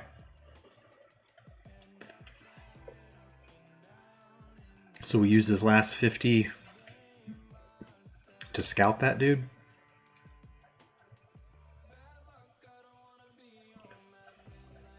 And if he's a fucking stud of studs, we'll carve out 50 points right now to get him a scholarship offer.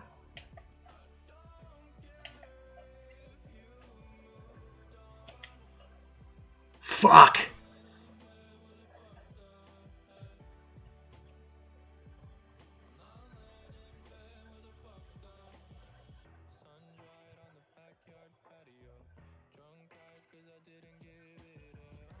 We do. We cut him. Cut him off the list right now.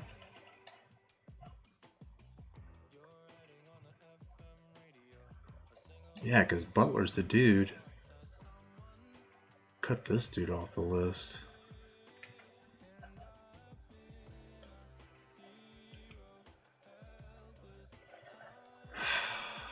We'll go after that other guard that we saw. One of them can be converted over to a center. If Stokes had been a 71 and we converted him to a center, I think he would have went up to a 72 or 73, which isn't terrible. Redshirt him a year. He could start 2 years as a JUCO. What a mess. What a fucking mess. All right. Look at this dude, though. Maybe.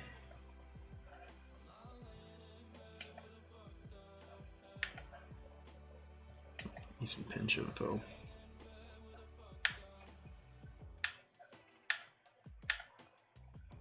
It's just nothing that good. There's nothing that good.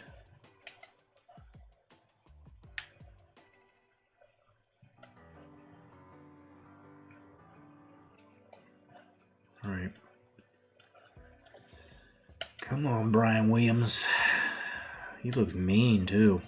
He looks like he might smack us around if we're not nice to him. Alrighty, we did it. We're going to play a game. We're going to do it. It's only been an hour and a half.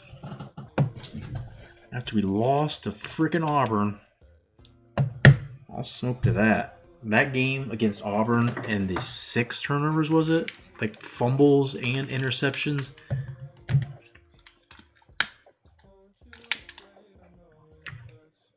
It's like, why don't we bench the quarterback? Should we go with Jimmy Robertson?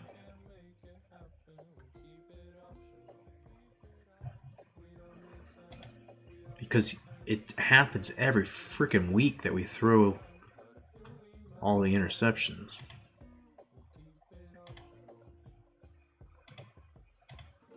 It happens a little too much.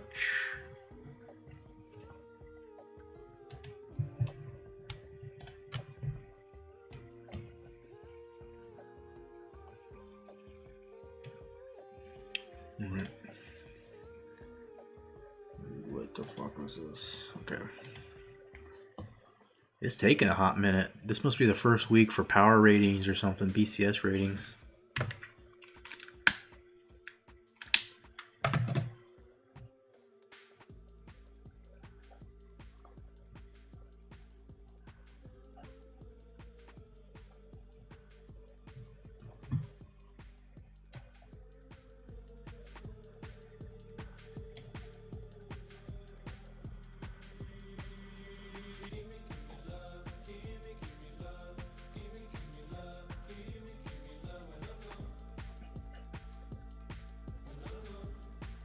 Alright, some more people ready to visit. They're saying DeLuca's a write-in. We didn't have enough defensive end prospects. One of the athletes is projected as an end. Matt Jones is the one we want. He is the one. Tyler Davis is the other one, if possible. Problem HD set the record for single season touchdowns last game. He's got how many more games to play? Possibly 7 more if everything goes right. So recruiting, bear with me one second as we go back into this. I'm just going to look at people that may possibly benefit from visiting this week. There's 2 new. BJ Moore. Let's see what the points are. DeLuca's losing, so it might be valuable to get him in for a visit now if we really want to actually get him.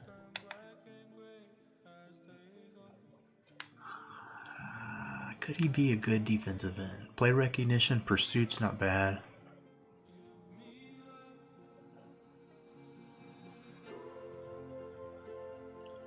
Not terrible. He's faster than a lot of our prospects at the end. So let's get him a visit. How is there no complimentary visits, bro? What is this? How is this possible? He gets 700 for the USC game, though. Because he's an athlete, right? He's not getting anything. Okay, well, you're coming to this game then. Maybe the only visit, you get some special attention. This defensive end, BJ Moore, gets complimentary visits, and that's why we wanted to check, because I think he's coming to this game right now. Does he have a scholarship offer?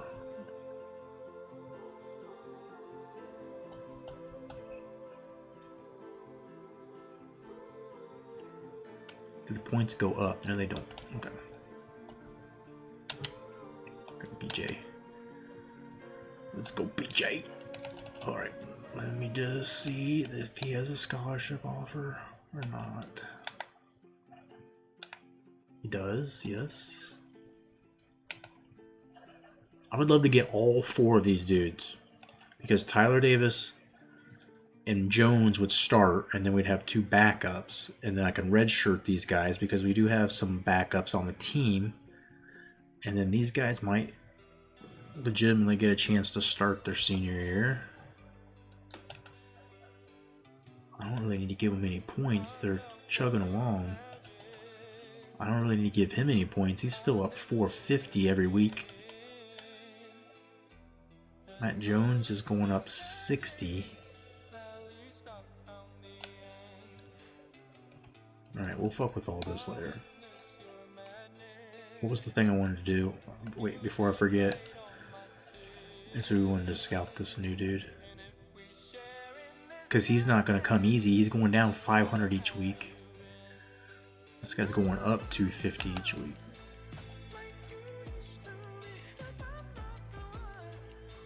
Please be a star. Please be a gem. Please be 77, and I'll throw all the points at you. I will find all the points. Ah, not bad. You're not bad.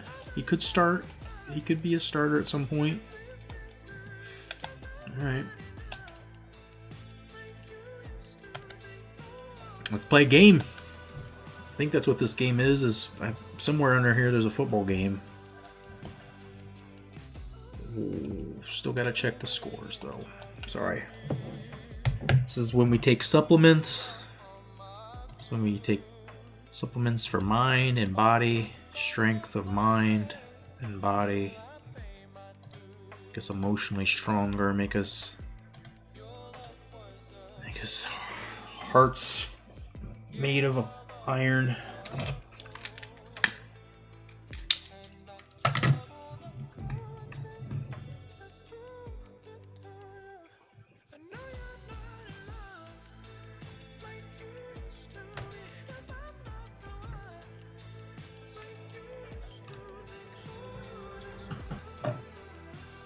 Appreciate you all hanging out with me on a Friday. Good to see you in here. Always love chit-chatting with you. I was trying to stream last night and time ended up getting away from me. There's a football game on and maybe I'm reading into that more than I should. Like last night's football game was pretty close most of the time. But if there's a football game on, I don't really like to stream because it's like people are going to watch the football game instead of me. And I usually like to watch the football games too, so I do apologize because I was going to stream first before the game, and then I fucked that up. And then I didn't want to stream during the game, so I canceled. I didn't stream at all until, and then I was going to do it after the game.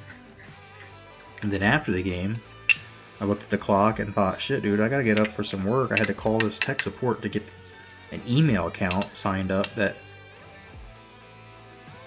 my job requires, but no one actually took the time to make the request for. And now here we are. Just rambling. But let's go. Let's see what happened last week. Auburn, of course, beat us. Now they're 17th in the country and we're 20th. We went down 2 spots, but maybe our championship hopes are gone. Don't tell that to Wisconsin. They're 4-2 now, and they are hoping to still be something, right? Texas is number 1. They beat Oklahoma, Tulane, UAB, Ole Miss, San Diego State, BYU's 4-1. Colorado State gets a win. Notre Dame's first win knocks Ohio State out of the top 25. Washington State's first win knocks Arizona State from the unbeaten. TCU's 5-1. Ball State's 4-1. Miami up to 16th. Just 1 loss. Of course, they beat the shit out of us when they played us. We hate them. LSU crushing Middle Tennessee State. They're up to 11th. Georgia State keeps winning. This is their first year in the Super 3. They're not playing a Super 3 team there. However, 4-3 and 2-2 in our conference should give them at least another year. Boise wins. Southern Miss beat Bama. This is Bama's first year in the Super 3, and they're not doing great. Southern Miss 1-1 in the conference. NC State's ranked. South Alabama wins. Vandy wins, having a good year. Michigan State stays undefeated. They're 4th. UConn, Temple. Indiana's still unbeaten. They knock off Army. Army's still in the top 10 though. Nebraska wins. Stanford up to 6th in the country. Rutgers wins. Georgia Tech. Tennessee gets a win in MAC play. West Virginia may be out of the Super 3. If they keep on losing, they are not going to be in the MAC anymore. Georgia might be out of the Conference USA. Ow. That's just bad. Ow. Mississippi State gets on the winning track after we beat them last week, finally. Or 2 weeks ago. SMU wins. They're 18th. Oklahoma State. Maybe not in the... They may not be in a Super 3 conference for long. Old Dominion. Mizzou. Florida State. Crushing Maryland. They're 10th in the country. USC wins. Iowa wins. Rice wins. Tulsa. Illinois 14th in the country, breaking the system here. They're not in the Super 3, but undefeated nonetheless. They had a good year last year. Almost got into the Super 3. Florida International. Tech wins. South Carolina gets back on track. They're 8th in the country. New Mexico ekes one out, but clincher. Kent State wins. Oregon State gets their first win. UNLV. New Mexico State. Pittsburgh beats up Cincinnati. Michigan gets the win. They're still 13th despite 2 losses. Navy wins. They're 5-1 and number 7. Boston College still ranked with a losing record. Arizona's undefeated still. Houston. Central Michigan, the rivalry game, gets just enough. Cal's 5-1, and that is it. Alright, man, gotta take off. Take care. Have a good stream. Hey, Richie, always appreciate you seeing you. Good to have you in here. And, yeah. Before you get out of here, I'm gonna light this thing up for you. Appreciate you redeeming the channel points, throwing some biddies at me. I'll try to do an IRL stream here someday soon. And last time, you're one of the only people in there hanging out with me. I might do that again once I have something fun to show. I've been wanting to plant a winter garden. I keep fucking it up, and then I built this rock patio, brick patio, and maybe I need to have a stream out there and light a fire or something. And get real fucked up.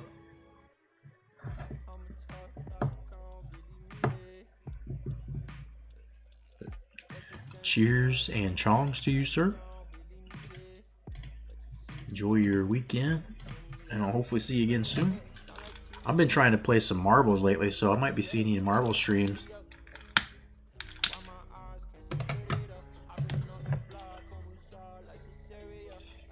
Alright, top 25 real quick like.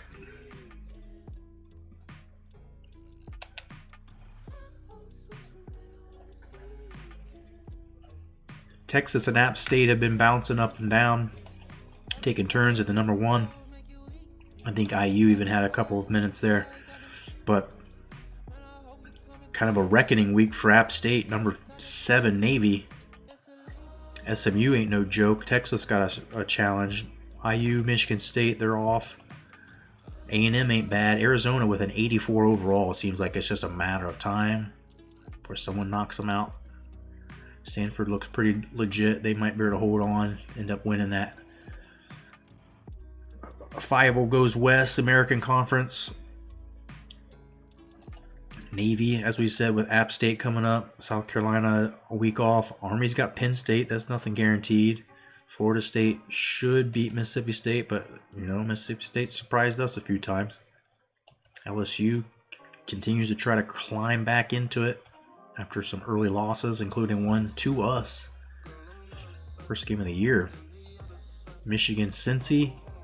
Should be easy money. We've got Illinois here, the non-Super 3 darling. I don't think they're going too far, but they might get into a Super Conference next year. You see Minnesota. Miami's on a bye. Auburn, La Tech. Auburn goes up 5 after beating us. SMU's got a challenge against Texas. Arizona State, I don't know what to think. Playing Oregon ain't no holiday. They might be out of the top 25. ULM still ranked despite 2 losses. We got to try to get things figured out with Southern Miss. I'm looking to beat them and beat them badly, I hope. Penn State against Army. Pitt and BC, one of those probably end up out of the top 25. BC's got a losing record, so hopefully it's them.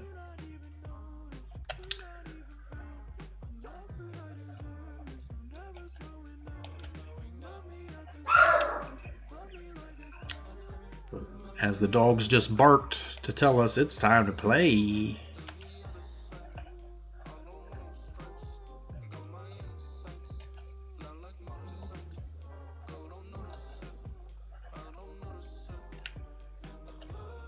What are we gonna do? We're gonna get weird, go all brown.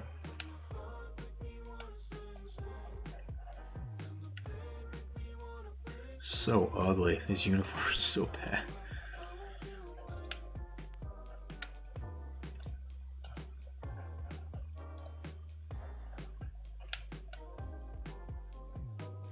Should we go with black shoes? They don't match the hat, right? That's what I was always told, is that your shoes should match the hat.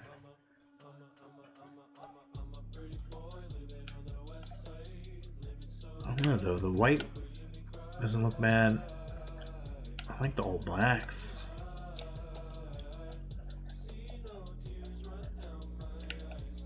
It just seems like it's supposed to be though. That seems like it's the way it's supposed to be. Alright. We will play a game.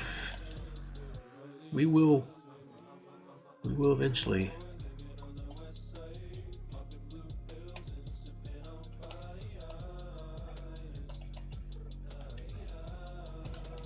We're running multiple Ds, so we have access to the 5-2 and the 4-4 and shit. I've been using them more often than not when teams come out trying to run on us every time.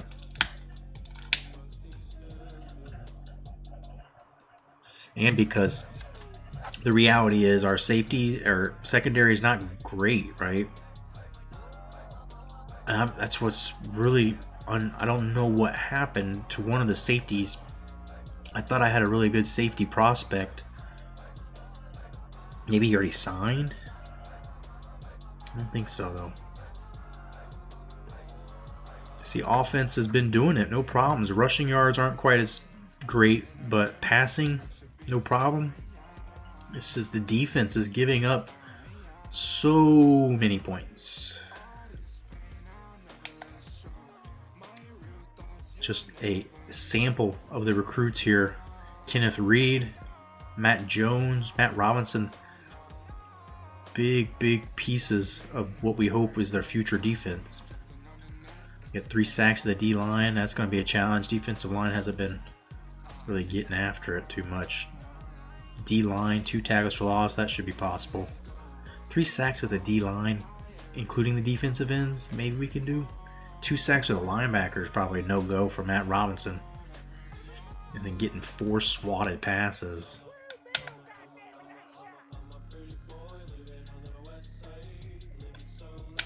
Murphy doesn't even play for us most of the time. Bailey, stud for Southern Miss, does run the ball. Tight end Hancock is a stud. And then a backup quarterback. Southern Miss got loaded at quarterback spot while we've got 0 hurt cornerback. You love to see that when you're about to go throwing the ball all over the place. 82 Damian Baker, the freshman starting wide receiver, future star, if not already one. The other dude's beside him. I don't know who that was. Number 1 ranked in rushing touchdowns, and that's all due to our school record leader, HD Problem. Yay, Cale Carter too. What's going on? Hey, how are you?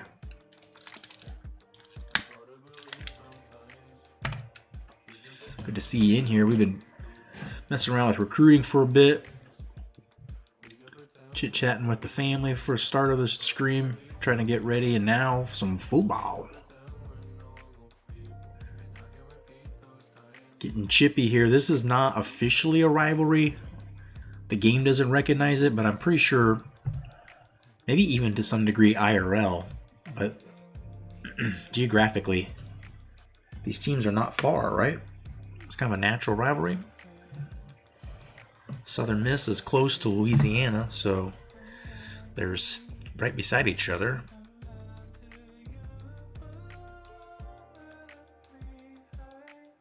All right, we're gonna defend first. Or no, did they kick to us first? But here we go, trying to recover from a loss to Auburn in last game. Kind of derailed the season possibly, but defense in the secondary especially are very bad. He ain't getting the job done, we'll just say that.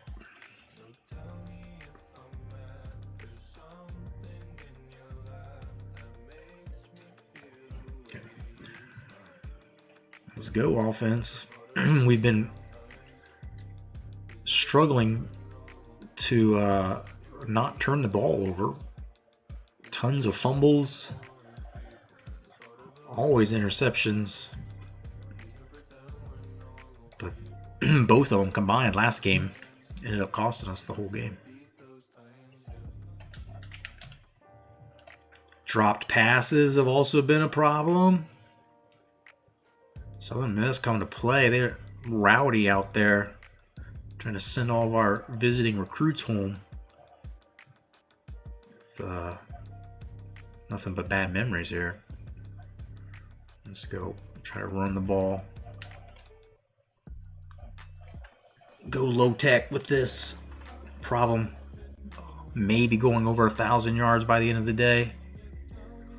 That first run was any indication, they may not be. And so we go. Passing.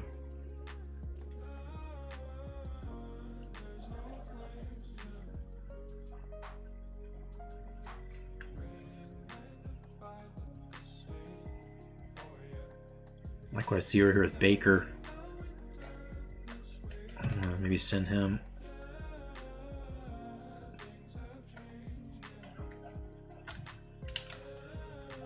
I went under route. I should have hit Washington, it seems like. Now we're short. Henry Hall. 5-yard gain. Go for it. On the 26-yard line. First drive of the game.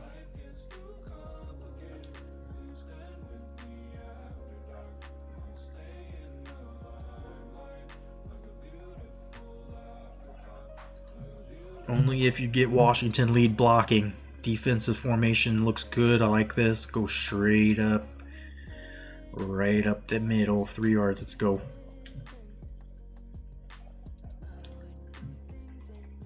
And problem gets more than enough. Oh. That's why I play this game. Even though I played it, I can't even count how many times. Still going for it on 4th down. Not sure what to expect. Gets the butterflies going still after all these years. See if Baker can get open on this slant.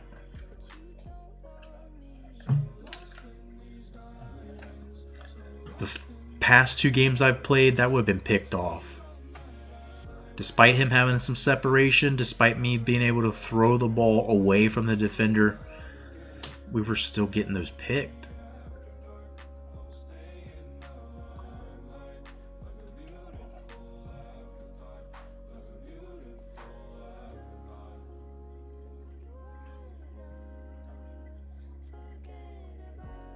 It's the most interceptions of quarterbacks thrown for me without me benching them ever by far. Like, even the first season I had with Louisiana Monroe, I benched 3 quarterbacks, and I ended up sticking with Jimmy Robertson, who's the 3rd stringer now. Technically on the roster 2nd, because we do like to use the formation to bring in the sub quarterback. Let him come in and run the ball. Got a little more wheels than Baldwin. And Baldwin is a fumbling motherfucker too.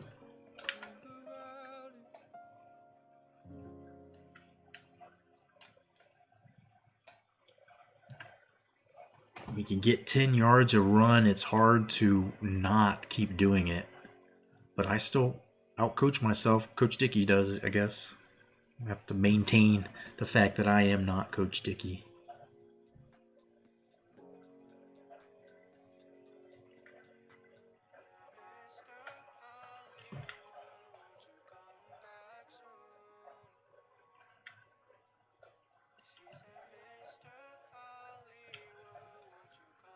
And on cue,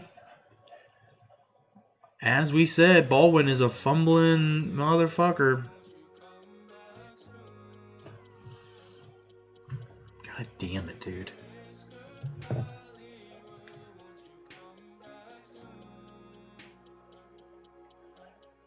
Dude, your freshman wide receiver should not be over there with your 5-year start, not a starter, but he has been a starter at times during his 5 years. 5-year quarterback and having to consult and talk to him. Like, that's just not the way that's supposed to work, right?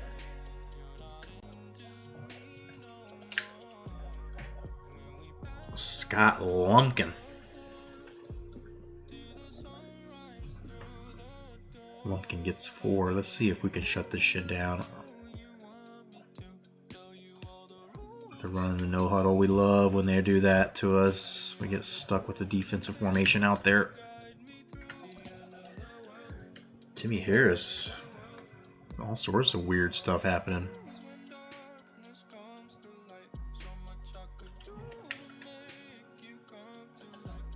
Third and 3.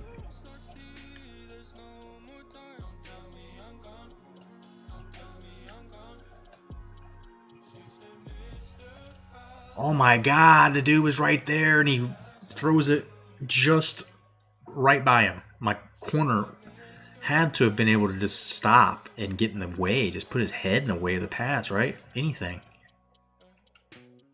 But nah. You don't want to do it. Southern Miss pushing us around.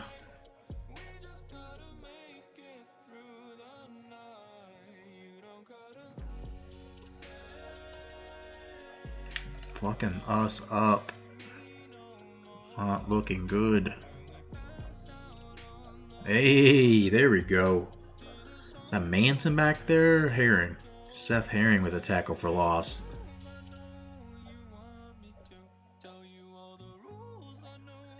I don't think linebackers get bonuses for tackles for loss. It's just a sack or nothing.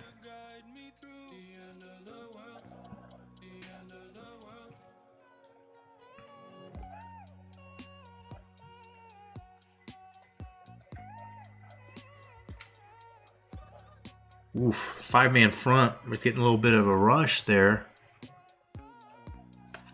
Southern Miss chucks it.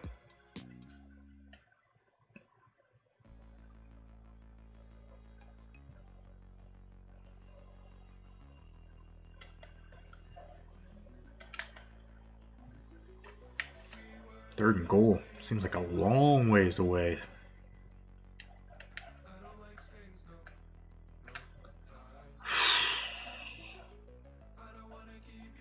There's nobody over there.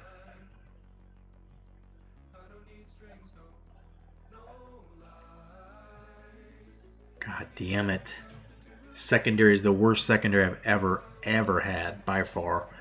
Speed-wise, and then the fact that, like, I think when I have a nickelback out there, when we have those 3 corners, booth review, please be out of bounds.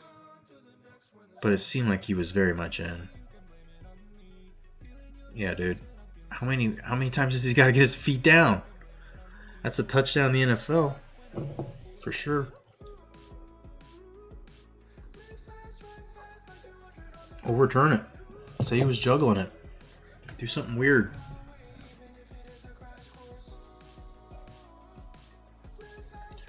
What was I saying?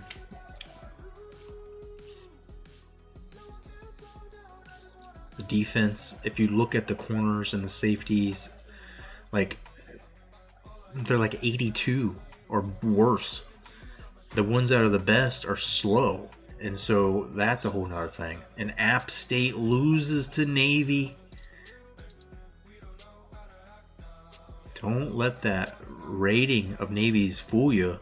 But it looks like Sharp got hurt. B. Rice. I don't know who that is. He's not from the Coach Dickey's days. And there it is. A&M beats Arizona.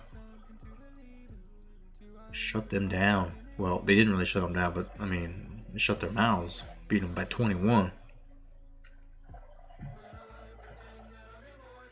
And here at Malone Field, the Warhawks are losing.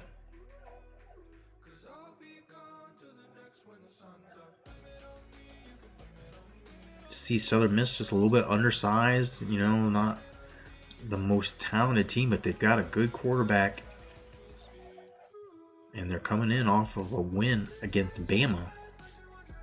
This is not a team that gets intimidated. They've been in the Super 3 conference every year. 3 years running now.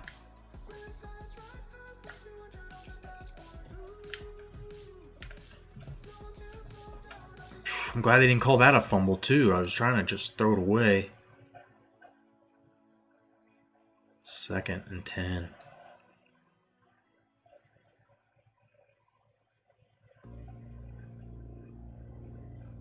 Turnovers is what it is, man. I should win every game. Every game. Unless turnovers.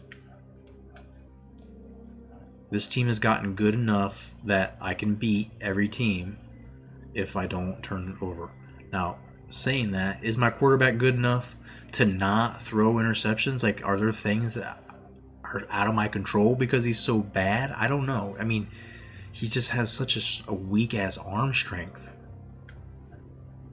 So half the time I think throws are a good idea. They end up becoming bad ideas.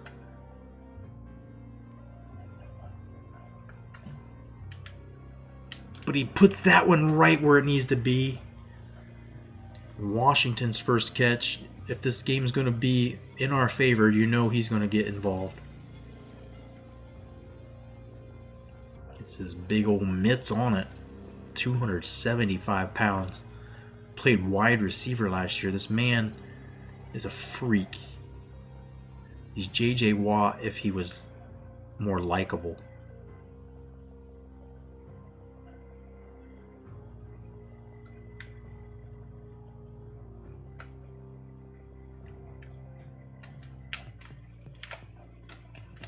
You see him try to put a move on the safety there. He ain't fooled, but gets 10. First down. Just keep on keeping on.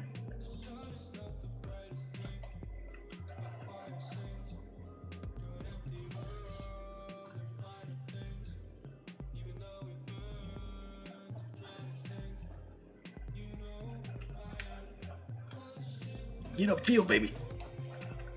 I mean, this is the secret. It's not really a secret. It's just a discipline thing here.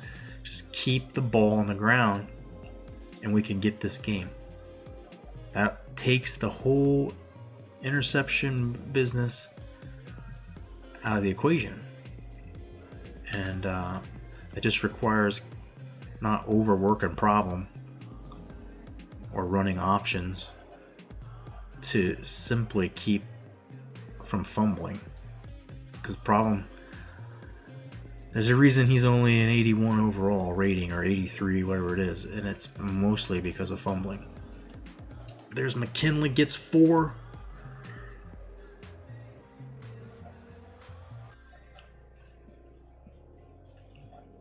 Give him a run. See what else. I don't think we have a whole lot of running plays in this formation.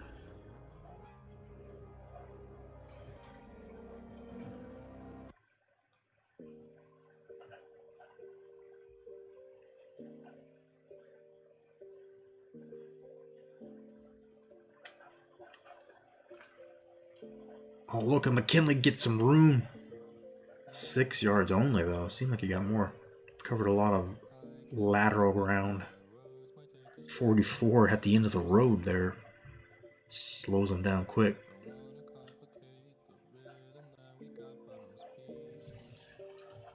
go. 2nd and 4. No reason to throw it.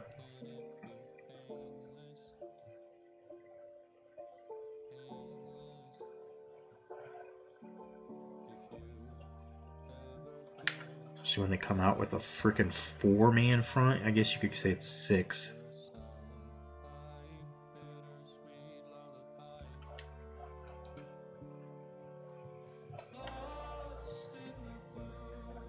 Too easy on that one.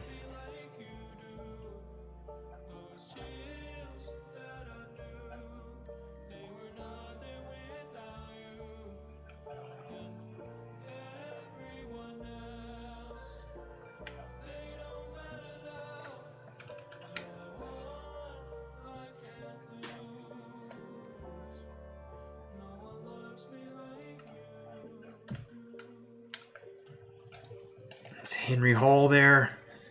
This core of wide receivers is set up for the future, especially if we get Bradford, Baker, Bradford, Henry Hall, Rivero. And we got Talley, who's not too bad. We got some speed dudes who will probably get redshirted next year just so that they get a chance to play. Baker and Bradford and Henry Hall is pretty much all you need. And then Rivero could be a quarterback if we needed to switch him back.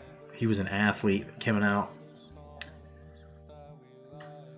Remember Joe Dixon came with him, and so Dixon was the athlete that became our starting quarterback. He's now at USF, transferred with our offensive coordinator. I keep meaning to go check his stats.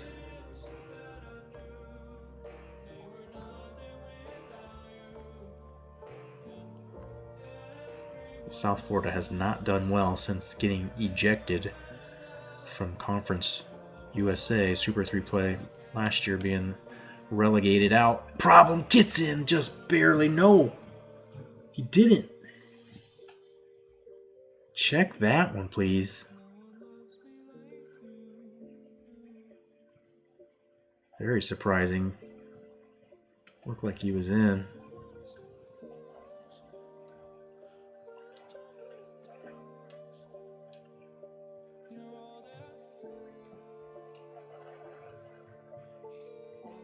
Times like this, we call on our boy Schultzy, Terrell Schultz. It's been incredibly hard to stop in his career. And the yikes, 0-yard touchdown. Just kick the extra point before they review it. Come on. He fell in. It looked good. Looked good. I don't think there's any fear of a review on this. Let's go. All right, tie ball game after the fumble hurt us on the first possession. Gave Southern Miss a chance to get the first score of the game. Now we're back on track.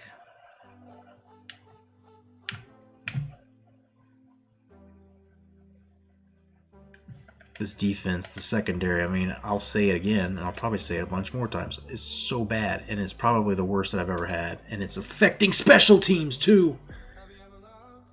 Bitch! 99 to the house.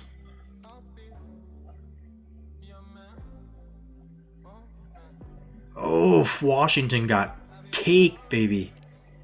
Oh, baby. Baby hurt. Oof. Big oof. Big oof. Ooh. Like I said, Southern Miss beat Bama last week. They've been in the Super 3 conference 3 years without getting relegated, so they're obviously not that bad. But I thought we were that good, right? Like, the secondary is so bad, but shit.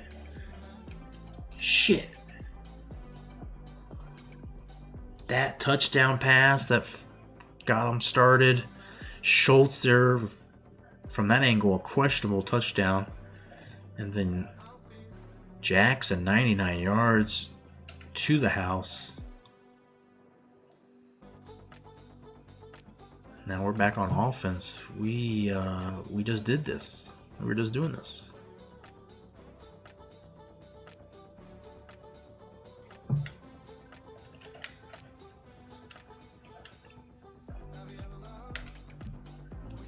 Oh, this quarterback, man, I tried to throw that kind of like away from the defender, right? Not right straight to him. Couldn't get him to come back for the ball. Not a good start to a drive. On the 24 though, got a little bit of wiggle room. Not too afraid to pass it again. Take a sack, potentially could screw us. Could screw us.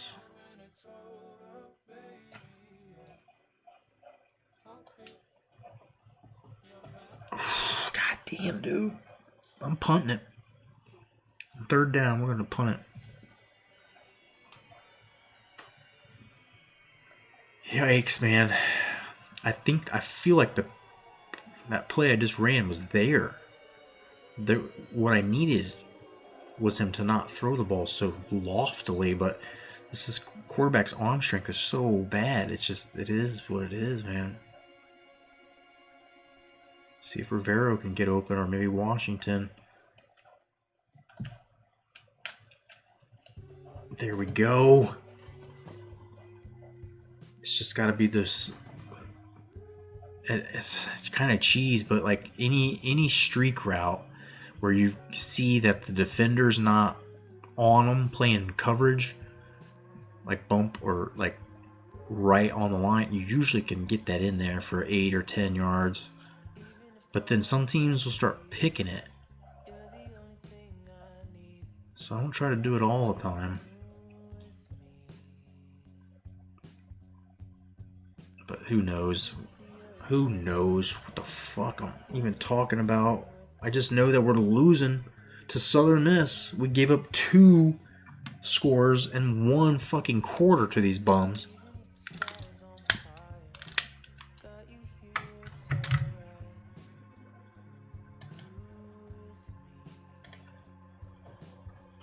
So this is what it is, right? It's what we're doing. But what I was trying to say was on those routes where you see the person's off the ball, like if I had a third wide receiver over on the right, I would look at that third wide receiver guarded by the safety and say, I can fucking get it into you quick. That's picked instantly. Fucking bad pass again, not throwing the ball downfield, leaving it up short. And Roy Peterson gives Southern Miss a chance to go up 14 if they play their cards right. And we, again, at Louisiana Monroe, between a bad secondary and turnovers, are always against the grain here. Every game we play feels like we're coming from behind.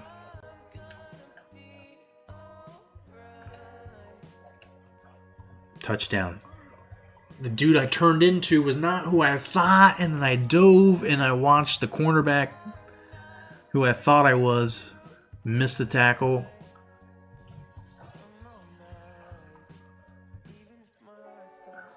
That was stupid. But again, the secondary burned. There's no speed out there.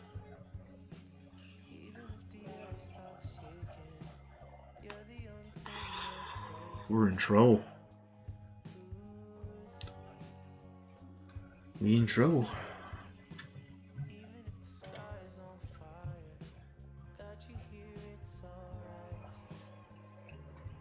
Florida State up early on Mississippi State. Probably the favorites to win that one. Higher rated, higher ranked.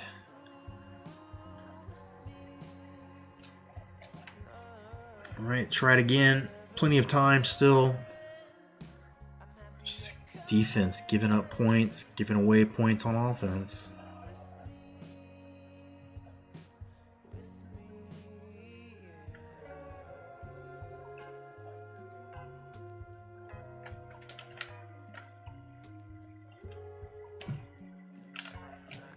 That's what I was talking about.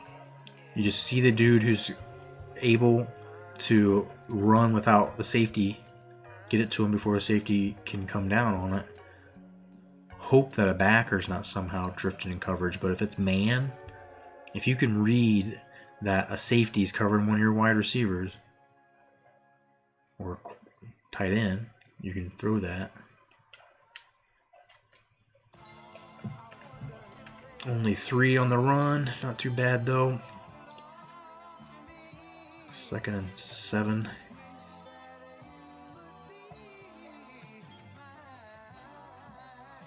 Kansas all over Oklahoma early in the 3rd, midway through the 3rd. SMU and Texas still a ball game. Problem just not getting around that first level. A little sloppy running into the tackle.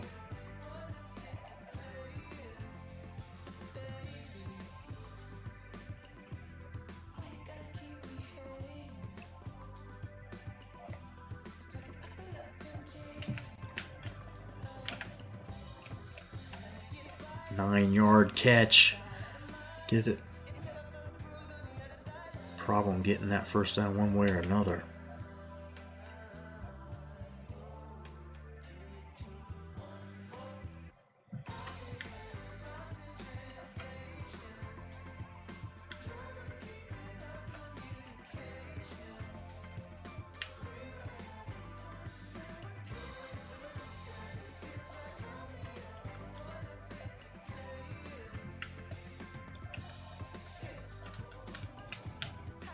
Hold on to it, Henry. Gets off the line there, and the quarterback, like I said, just get it to him quick before the safety comes over.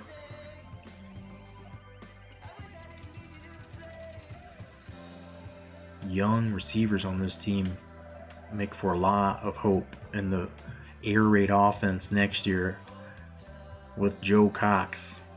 Could be dangerous.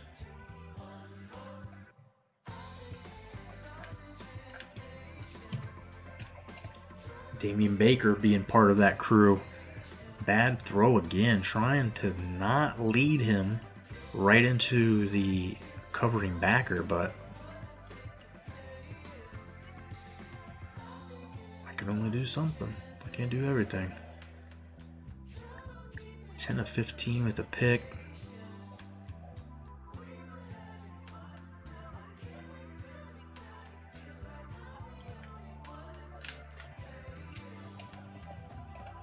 Washington just peeking out there, wide open.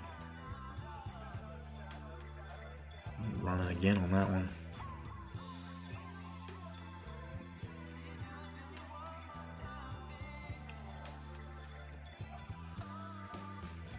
Watch for the man blitz.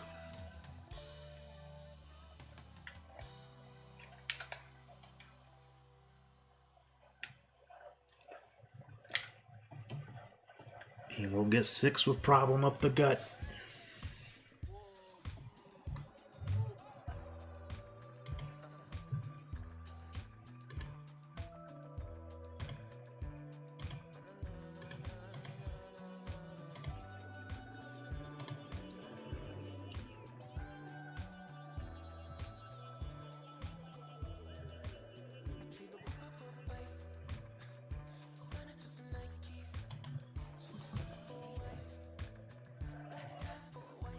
Second and goal. See if we can get a little something over here to Baker.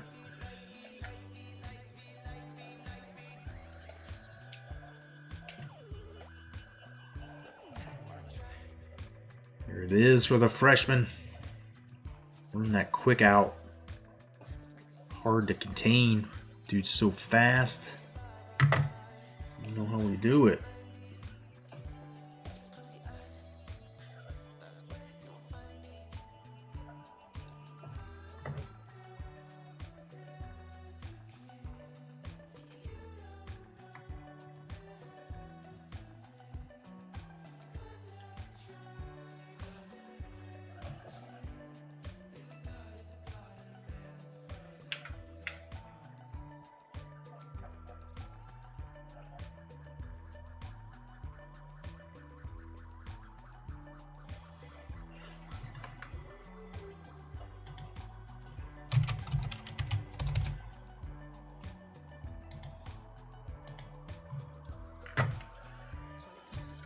see if we can keep them from taking it back to the house on us here. Let's go. He scorched us on the last kick return, and then intercepted the ball from us and scored.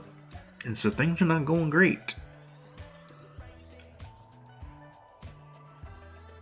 Greg Bailey for Southern Miss has gotten the job done so far.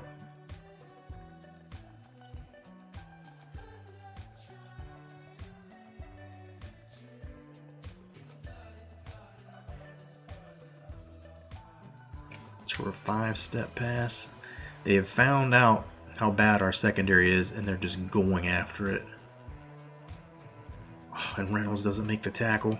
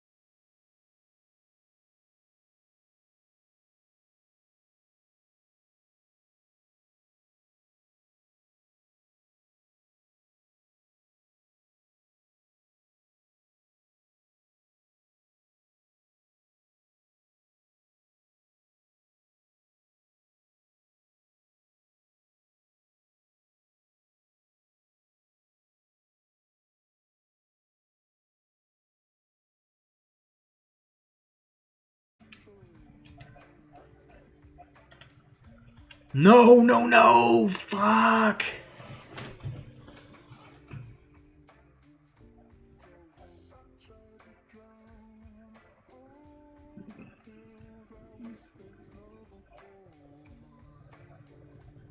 Just not enough arm strength, man.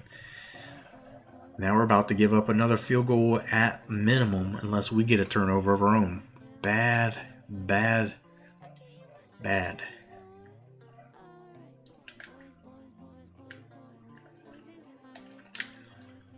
Reynolds is getting cartwheeled, Bones missing tackles. I don't know what could go worse. I don't.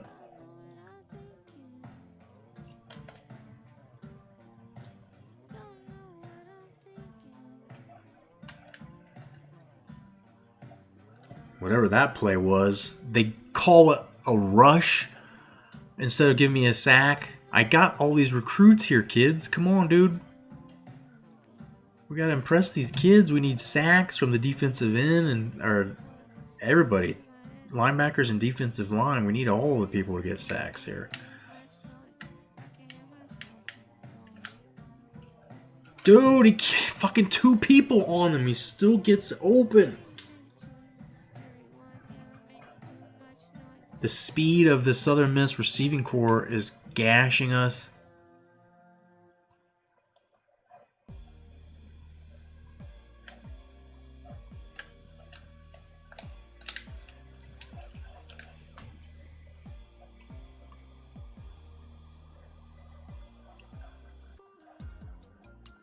Boys ain't fucking around.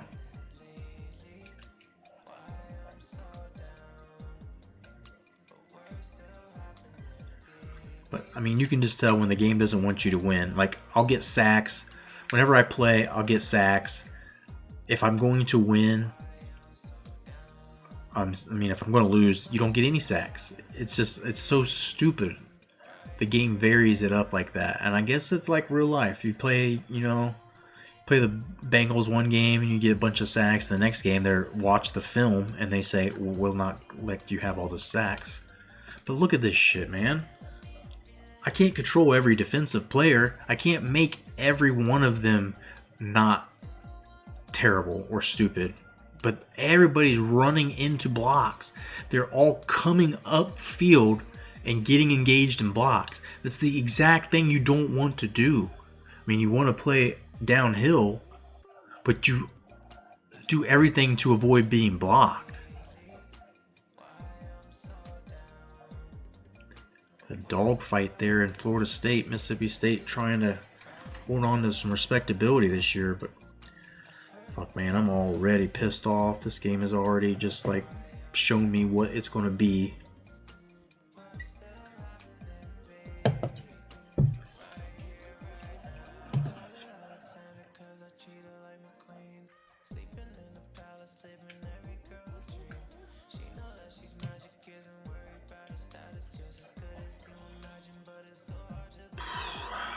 It's just very frustrating.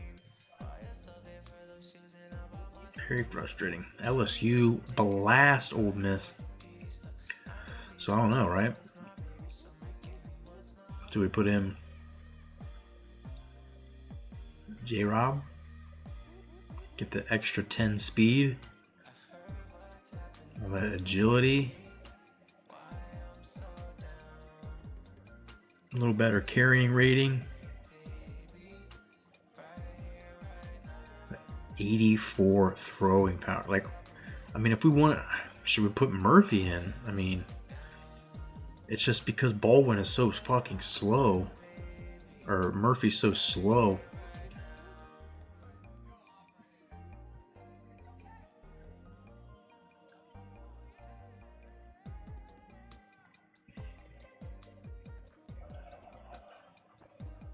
Give it a try. Something's got to give because Baldwin just wasn't doing it.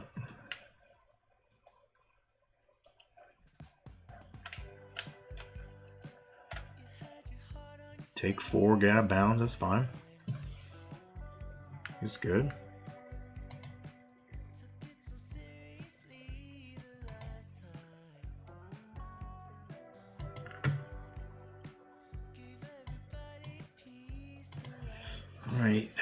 What else? What else? Go deep.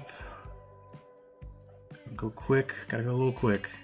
Washington on the seam here. The safety's up. I like that. Like that. This feels good. Just hit him quick. Stay on your feet, boy. Ugh. That's fine. That's fine. We'll give them 0 time to score, hopefully. Murphy's come in, throwing the ball where it needs to be. If nothing else, it's just to be consistent with the old coach Dickey. Fucking coach loves to bench his quarterbacks. Teach him a lesson.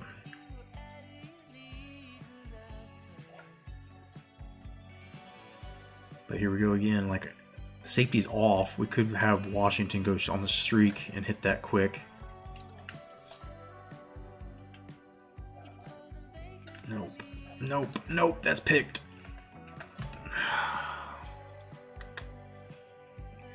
Just got a little bit flustered.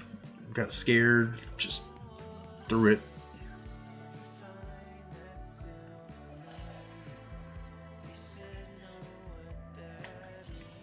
Get this thing back. We get this touchdown. I think second half's fine. It's easy.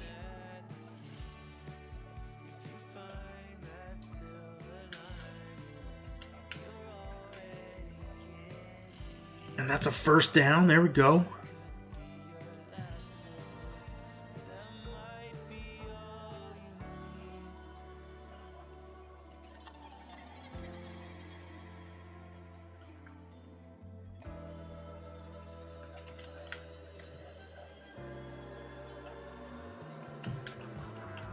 Oh, are you serious? Fucking dude snags it.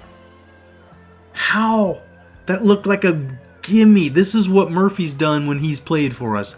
He throws the ball on such a line that should not be catchable by anybody within 10 yards of the fucking line of scrimmage, right?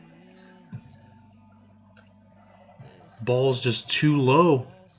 It's intercepted because I'm in my head throwing that ball downfield, a bomb, and it's just right over the head of somebody. The linebacker even was that? They'll probably score before the half, and I'm fucked. Absolutely fucked.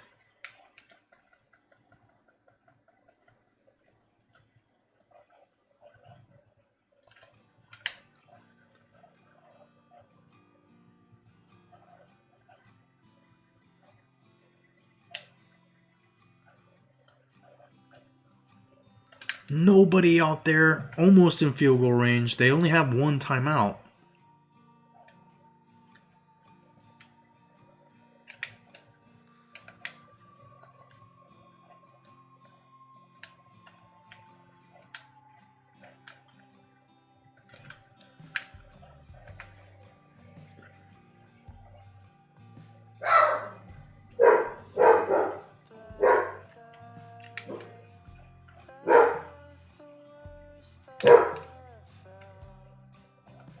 Fuck.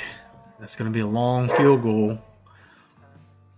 Going to be a long field goal. If we can somehow get them to blow 10 seconds on this play, I don't think we can do that. I don't think we can do that. We got to get somebody deep. There's nobody deep at all. Fuck. Going to go down how many?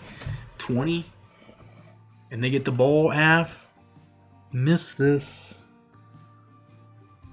Miss this. Only hope. Southern miss. Dude, this team is fucking killing us.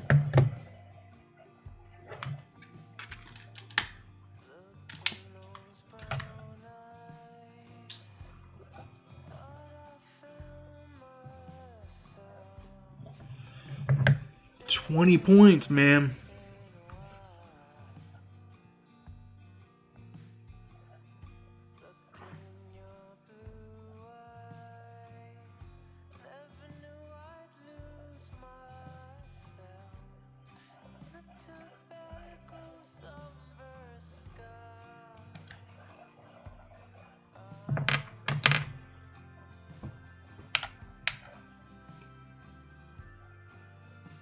I'm gonna let the defense. I'm just let the computer play the defense, man.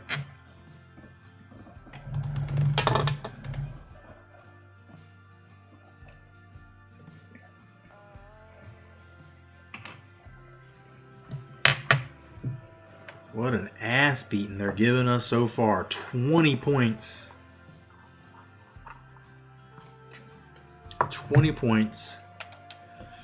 We gotta get like a 3 and out and score immediately. Not immediately. Why did I say that? Okay. Immediately. It's just, this thing is out of control.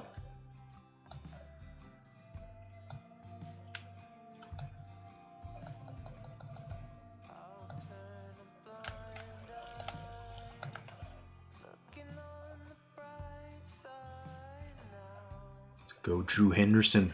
Make an impact here. Senior defensive end. Used to be a linebacker. Moved him to get him some playing time, and because there's just such dearth of any talent at tight at the defensive end spot. How the fuck does that play work? Kidding? And all my shit. Here we go. No huddle.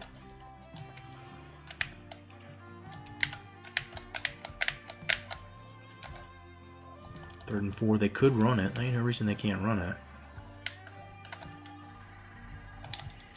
But why would they when they have this middle of the field pass open all game, all fucking season? It's never stopped. It's never fucking stopped.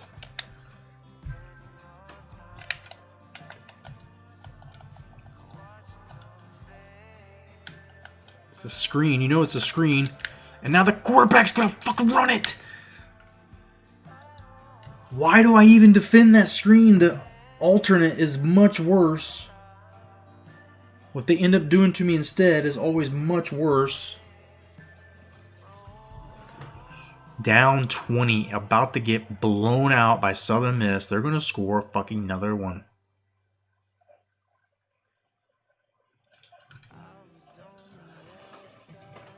Very late hit there.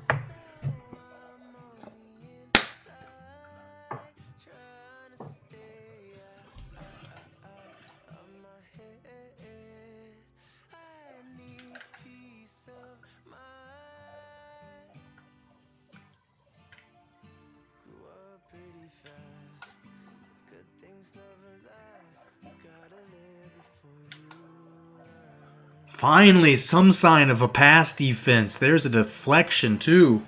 Because we have recruits here who are just going to go home and shit on us and never, ever consider coming to school here. They see our secondary and they think, dude, how could anybody play at this school?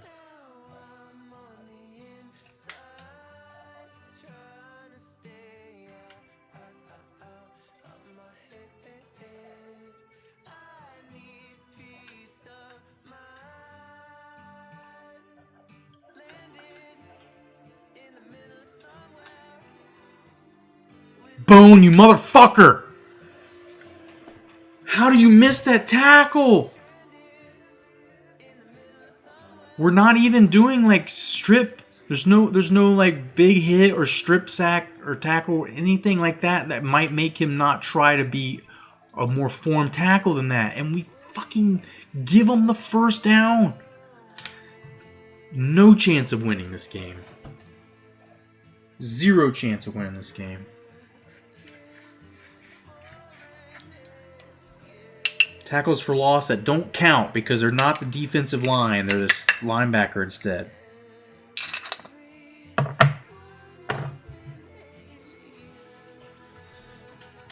I hope our fucking recruits are sitting there thinking, God damn, they need my help.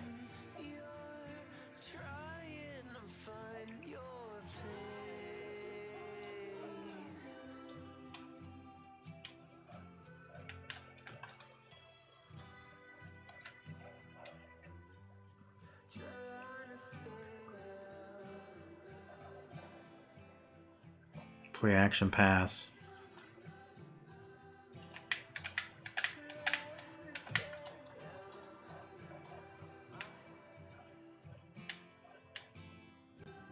St. Breezes with the host. Thank you, bud. Oh my God, what am I doing? Right across the middle again. What the hell? What the fuck? What else can I do except run a goddamn middle, like, cover 2 zone with them all in the middle of the field? Everybody in the middle of the field. It's over, dude. It's over. This game is over.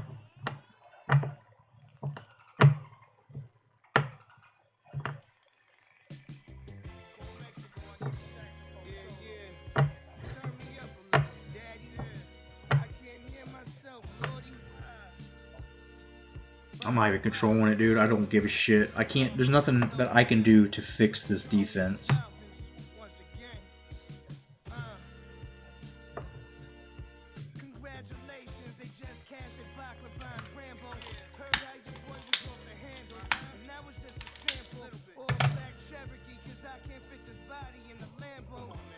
Let's see if we can get this held to a field goal. We score 3 touchdowns and get the 2 points. Absolute ridiculousness.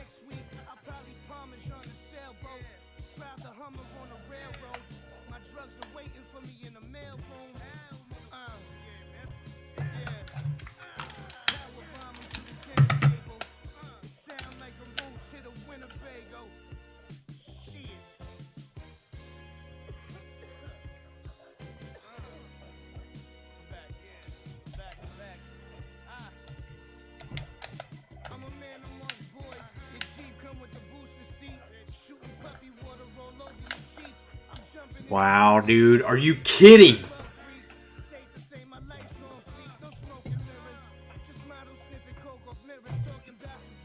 It's so fucking frustrating to have so many bad defensive players that get burnt every down, every fucking drive.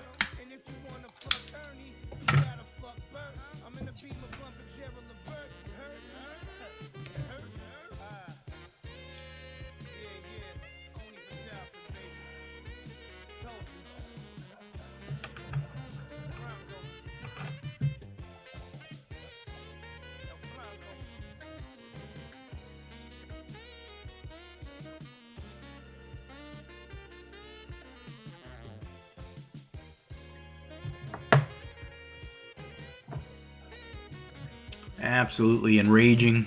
All I can do is just medicate. My God. And then everybody's tired from them running the no huddle. All the people in on defense were like backup defensive linemen. Some fucking crazy ass quarterback play. 1 incomplete pass in the first half and 1 in the second. We've pretty much got to go hurry up for the rest of the game.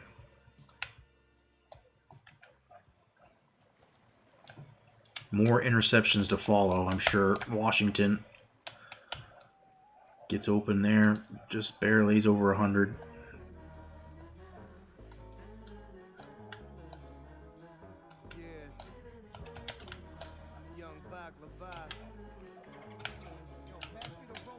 There you go. There you go. We'll just freaking spam it, man. That's what we got to do. We got to do it.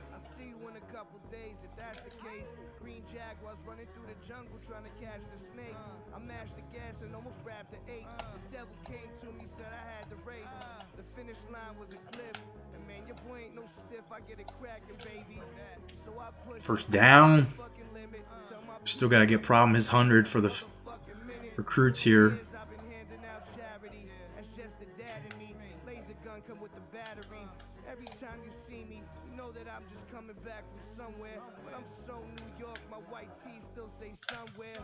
Picked. Oh, thank God. I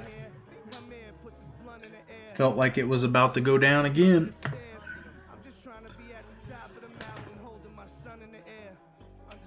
Now, should we get one of those on defense and can turn that into a 6?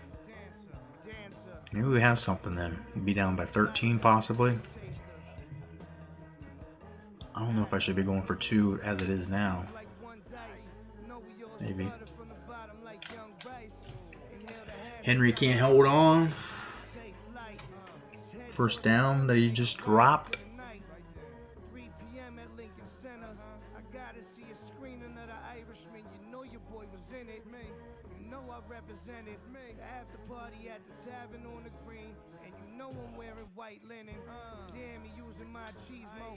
Yeah, I'll stand still for 5 minutes and you can pay me looking diesel. Behind me the double-headed eagle. Poppy, there's no sequel. Get that! Oh my God, a perfectly thrown ball. Washington. At the end of the offer. Until then, I'll be here with my friends just getting sauced up. Young money, bam bam bakla fizzy, pop the glizzy. Should we go for 2? We out here. We've been running the ball like fucking no problem. Let's go for it. Swing, singer, dancer, doctor, exotic olive oil taster, chiropractor.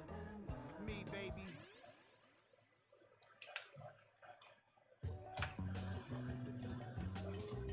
Alright. 3 possession game. It would have been 3 possessions anyway, but one of those possessions can be a field goal now if we wanted. I might not be able to touch my toes, but I will still fuck these. I might not be able to touch my toes, but I will still fuck these. You take steps to get to the sex, I just flex. Like Lex, dance moves with the pecs. It be like, damn, that man smooth like a Corvette. Alright, that's a good sign. Special teams was after it, on it. Nasty that time.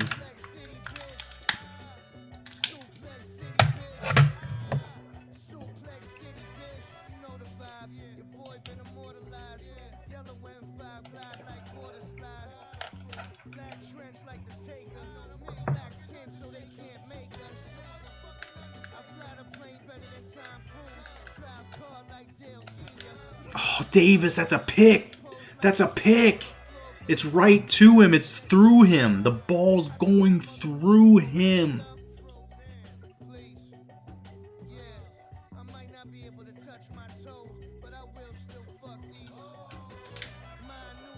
Motherfucker. Motherfucker.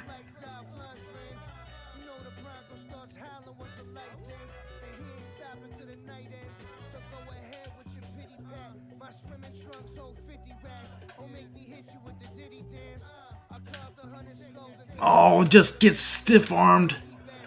This dude, Lumpkin, is making our linebackers look dumb. And like bitches. Dumb, weak bitches. 2 of them out there able to get a sack, or not a sack, but negative yard play.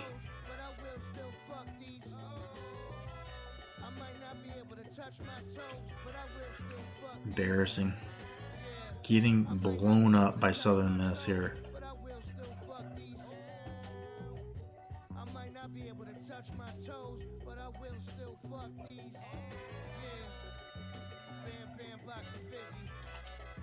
Fucking nobody can stop the pass. Nobody will jump or put a hand up in the fucking air. Sorry, recruits who wanted to see some pass deflections or interceptions. You're going to see us just getting scorched.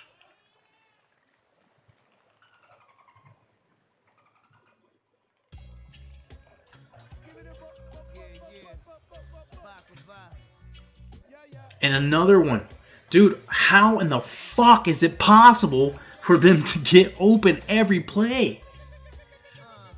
Just because my secondary is so bad, and now they're running it, the no-huddle, and they get the backups in, and then, I mean, it just gets worse and worse.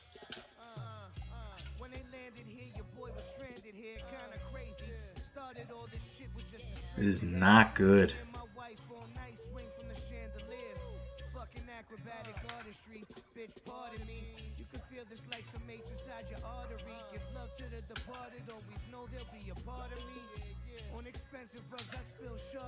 How is there nobody over there at all? How is there 0 people over there in man coverage? There's not even a dude to get burnt. There's nobody over there. There's 0 people over there. How?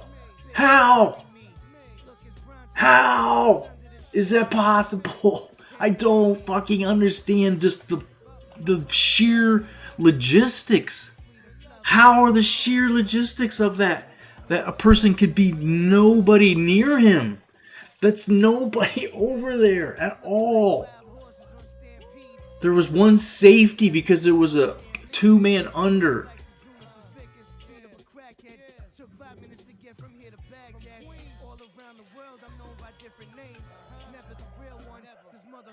Shit done changed. Spin a revolver when it's high noon and lift that brain. Baby, just fix the plate up so I can whip this plane. I need to focus, dear, but there's all this hash that needs some smoke in here. If we get attacked in the woods, I'll have to choke. It's over, man. I mean, there's no even pretending like we can come back. We haven't even fucking held them once. They've gotten a fucking touchdown or field goal every possession.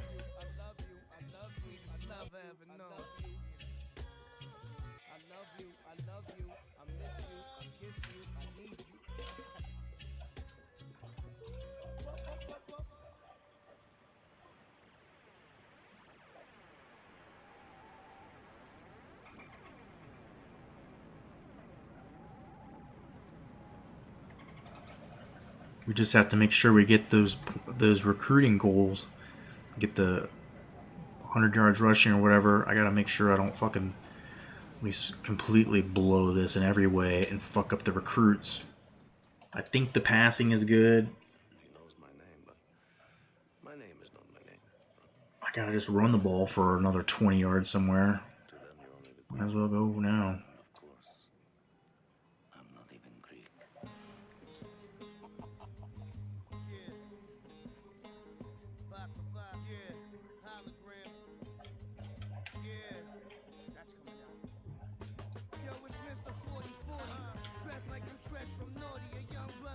He's not far off 100, but who knows how many I've lost from sacks.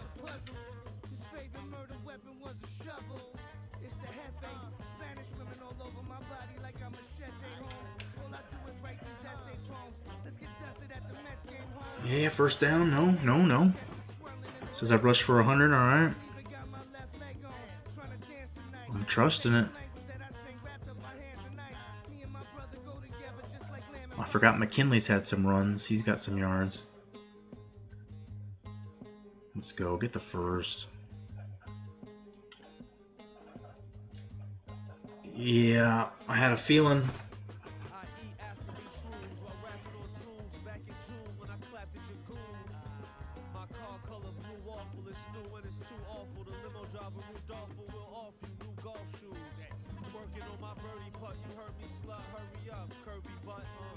To go down on me, I mean really go to town on me, I mean really do a number on me. Supply in the league, a few fiends died at my feet, got dealt a bad hand off a half-gram. Feast the famine, give you a half's hand and throw you in the Grand Canyon. You fucking dead. We're wasting a lot of time. Pick a fucking play. It's not showing me anything. I gotta fucking call time out.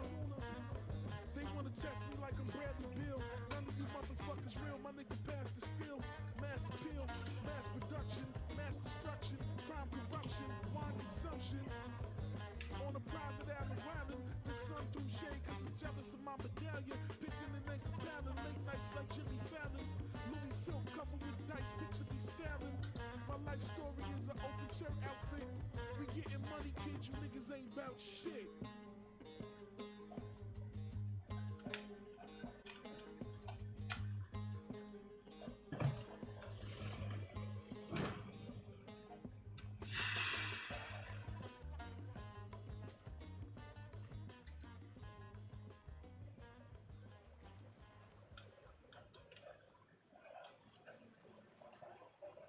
2 yards, that's it.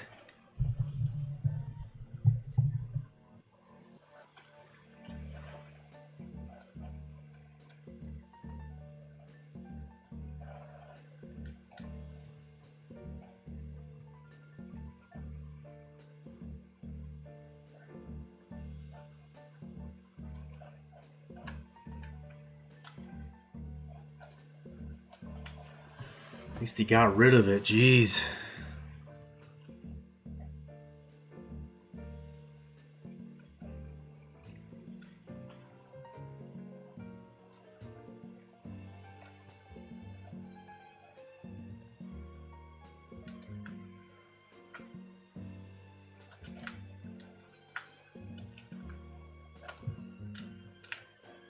How'd he drop that?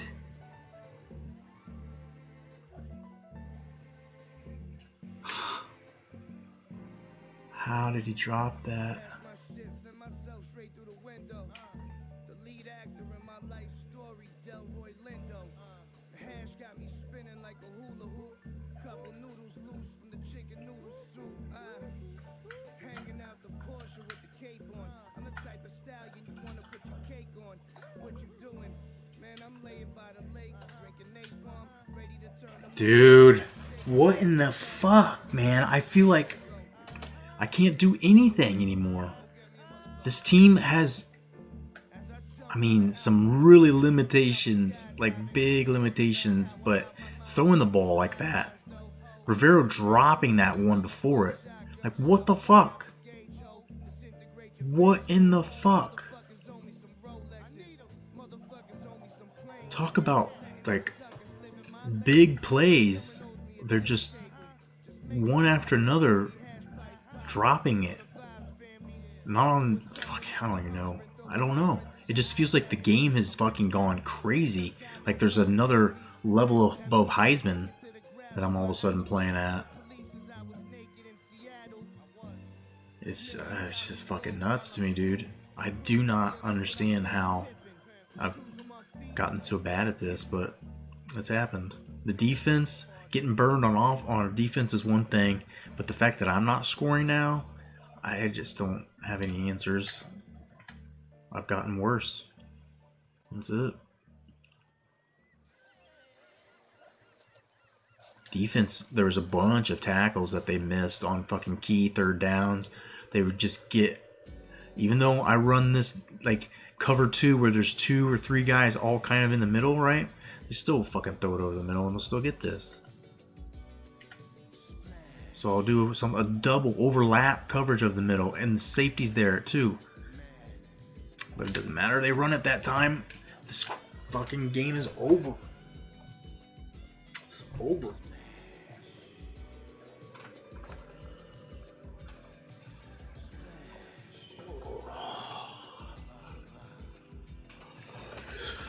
Almost no point to even playing it, just simming out.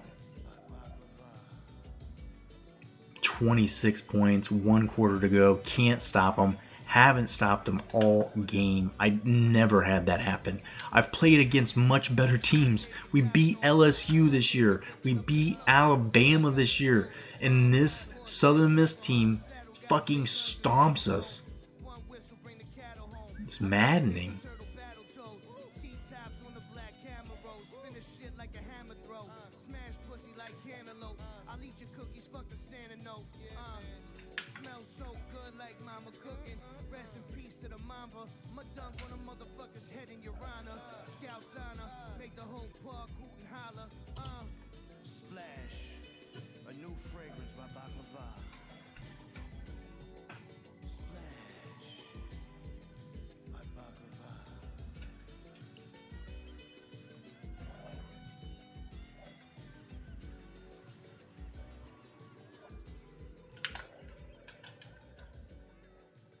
We know you're running it.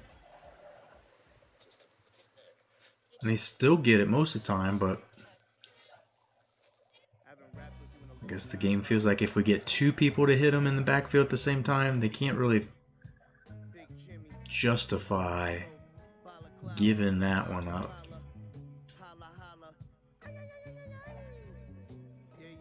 If he throws the ball here, we're fucked, but, you know, we're already fucked, so...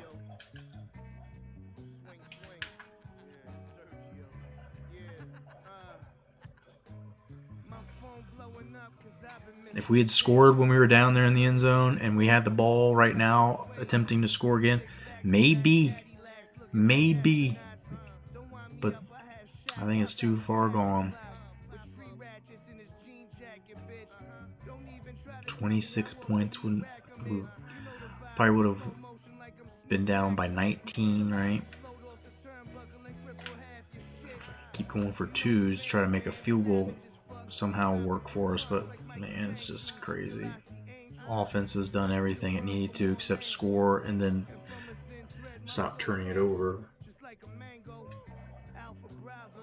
Looking like your boy just won the lotto, but then drowned every dollar in a bottle and put a bunch of junk in his arm and his nose and in between his toes, cause feeling good's the only thing he knows. No. How did he catch that? He dropped the one. That was a miss. I meant to go RB, not B. Wow. Okay. Feeling good's the only thing I know. Feel good, no, feel good, feel good. Feeling good's the only thing I know. Feel good, no, feel good. Keep going, baby. Rivero's running like crazy. The game obviously feels sorry. Feels sorry for us after, you know, the making him drop it on third down last drive. Appreciate it. It's a little too late, but thanks, game. No hard feelings. Piece of shit. Smile on the face of a man that knows he about to die in prison. I'm high and twisted. Some would say divine and mystic, cause I could eat a bag of mushrooms and still drive the stick shift like Helio Castro Neves. Seeing psychedelic colors, I'm a deadhead. Man, why the rose on fire in my palm like a saint for a made God. Blood drops falling from my eyes right on the grade 5. I made live, so now it's time for me to lay in 5. Feel me? I made live since I feel good. I feel good. Lay in 5. Ain't nothing going on with that play.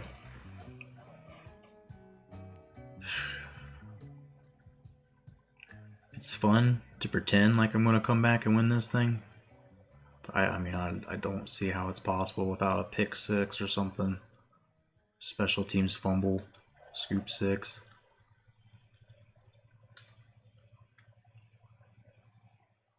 Just keeping it real.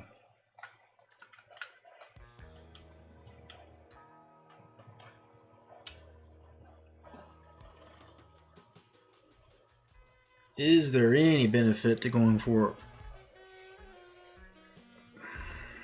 18? I'm going to have, if we want a field goal to matter at some point, I've got to get two-point conversions. It's, don't I? I don't know. We'll be down by 20. 19 doesn't do shit for us.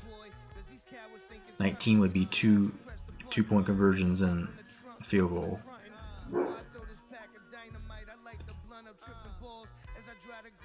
Shit. Like it's Mario Kart, pop the hood, all chrome with the 4 turbos. The shit kicking harder than them 4 turtles. I'm running back to trying to save time. Stage crime, so we can do crimes at the same time. Been tap dancing on the rock for so long. Being down 19 means two-point conversions and a field goal. So now the field goal will win it, right? I still gotta keep getting two-point conversion. One of them I don't, maybe.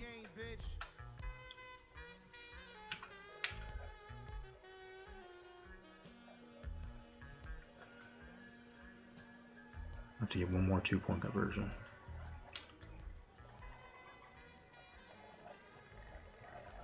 Let's go defense. Turnover time. You had one chance for an interception earlier that was dropped by Davis that maybe could have been a pick six, but we'll take anything. We're open. He's 30 of 32. Yep, it's 30 of 32. No big deal. Young Swingle, Vodka Vibe, Young Gary Sheffield, Queen shit, Flushing to be exact.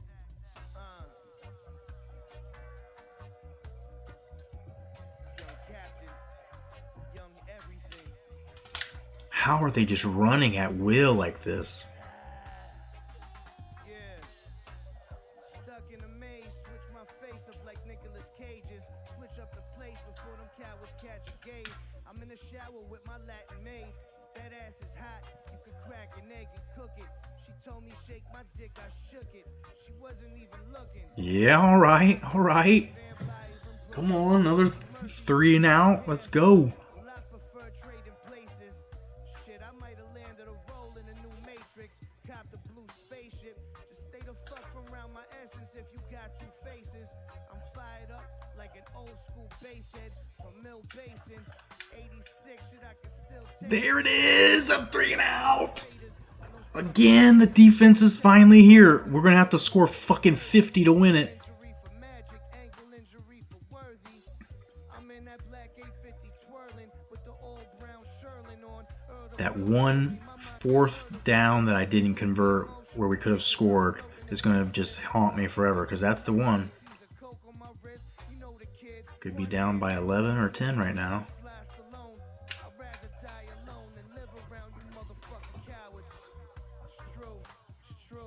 This could just be a 2-possession game.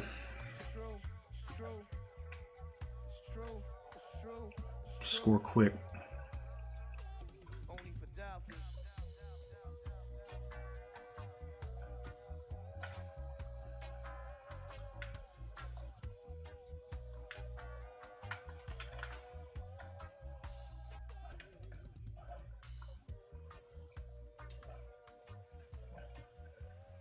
Murphy hustling for 5. There was nothing there. I was not chancing it.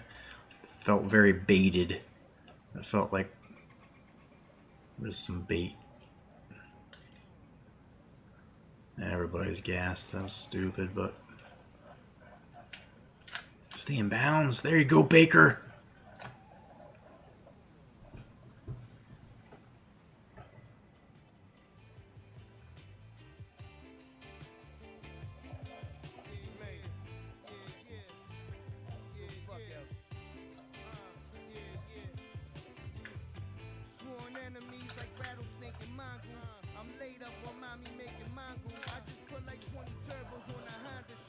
A little quicker now, come on.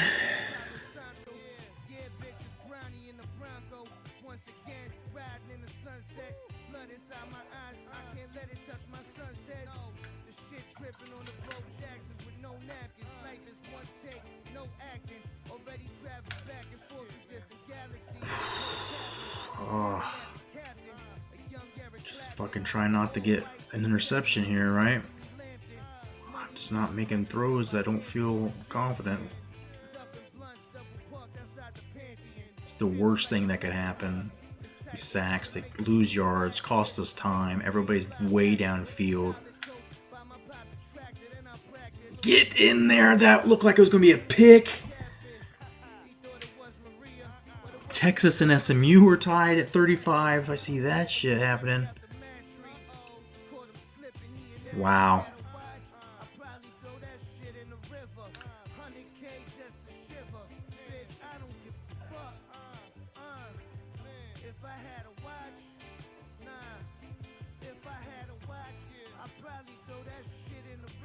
I might just kick the extra point and go for it on the next one.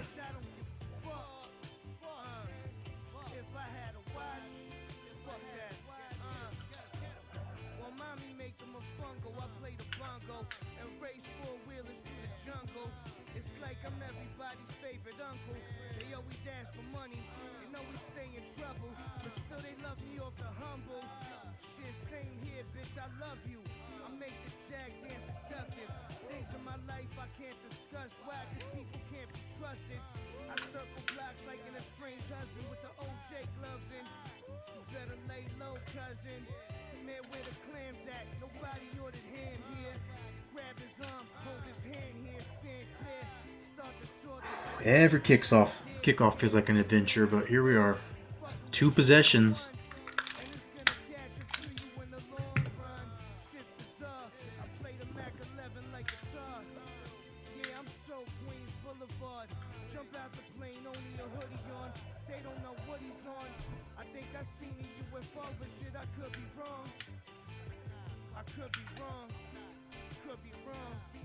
If I had a watch, I Oh my god. Fuck. Are you kidding?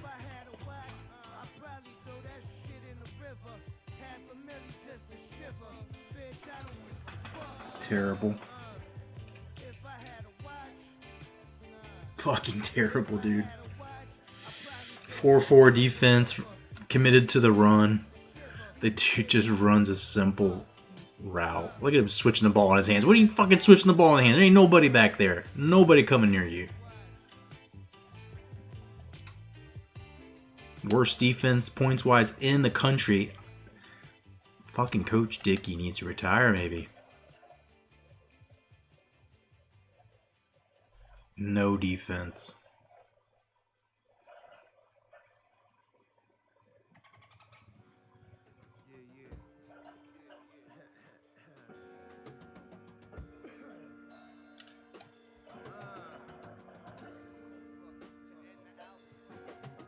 Hey yo, the weed don't even hit me like it used to when I was youthful. Man, I don't even know how to. Jeez, dude. Well, it was fun pretending for one play on defense that we were back in the game. If I die today, I'm still gonna live forever. I might just pop up when this long leather jacket weather. When the caddy drive a little slower. When that haze hit my lung and my eyes get a little lower. They had the camcorders going at the cookout. If police approach, you can hear the whistles from the lookouts. Shit, man. I just Jesus, dude. Just throwing the ball to get rid of it. There's nobody open. motherfucker, I'm good now. 246 yards for Washington. Dude's Mayhem and place in history cemented for sure. big chains looking like Rick James. This ain't no kid's game. Hear me? Yeah. I broke it. Oh, stay up, baby. Everybody scream. Maybe still a chance here. Receiving yards in a game, broken that record here. Our big boy. We'll love him forever. Sledge was a great tight end last year, but I think all the records are going to be Washington's. Stay deep. Oh, dude.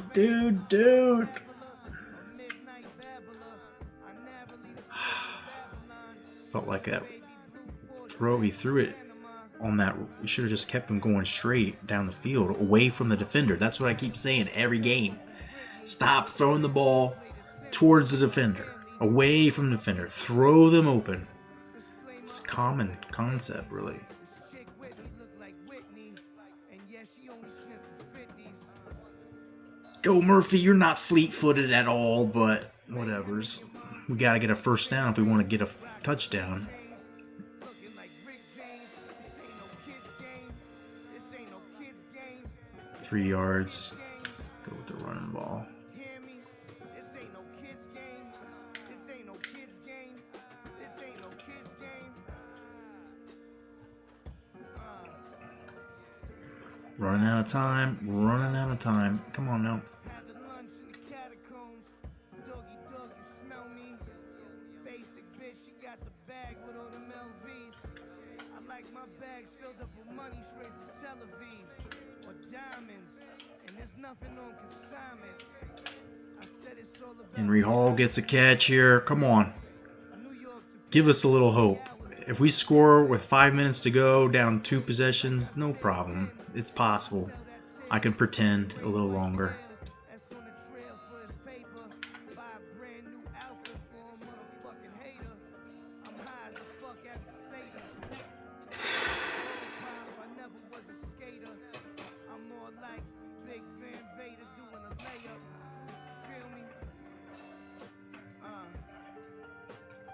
Mayhem in your mom kitchen like Ving Rhames. Rockin' big chains. This ain't no kid's game. This ain't no kid's game. This ain't no kid's game.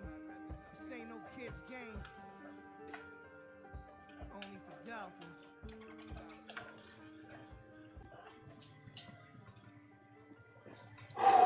10 points. 5.5 minutes. All of our timeouts. No, we have lost one. We used. I do remember.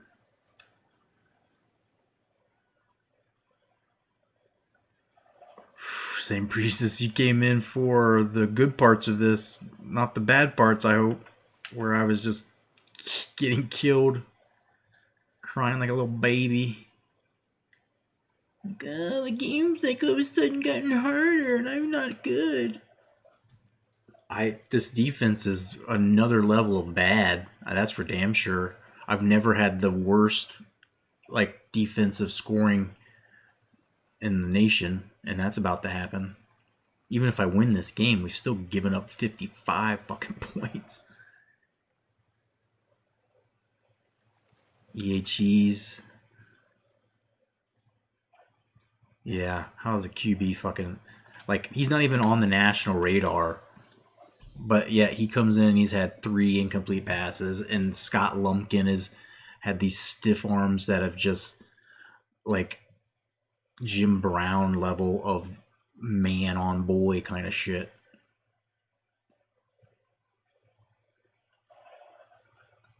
The worst thing is just when they throw the ball on you and you're like, my cornerbacks just aren't fast enough, and it's like, well, what do? I can't really do anything.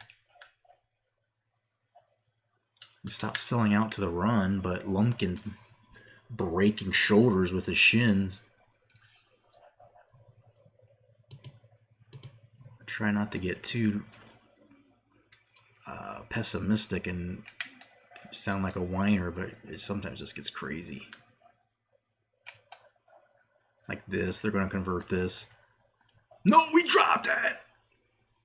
32 of 36, my bad. 400 yards, motherfucker. Game says, all right, we can give you some breaks now after we've just taken it from you and just absolutely violated us.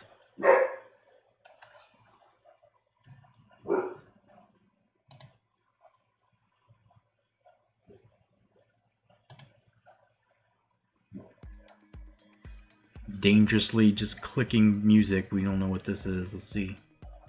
Hopefully it's comeback music. Look at this dude. Look at this dude.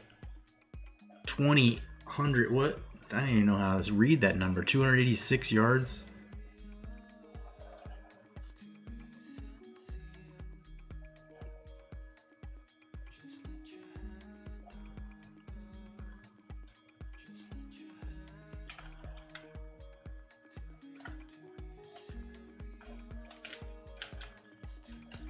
Oh, I need that first down for time purposes. We need to keep the clock stopped every play.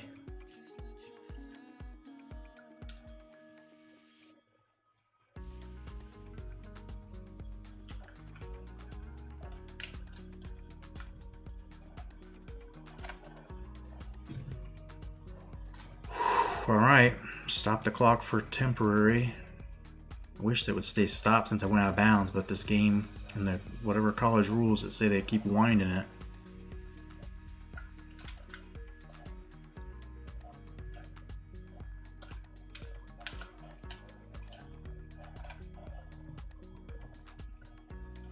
Run the seams. I'm gonna run it. Yep. I'm gonna do everything we can here.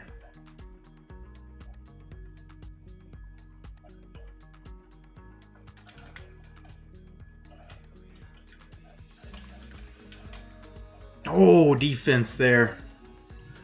I think he got his mid on it. All the better if we had still caught that, because it was payday.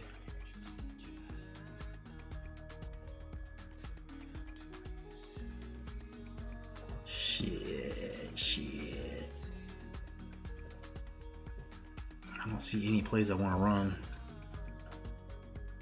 Dig into the playbook.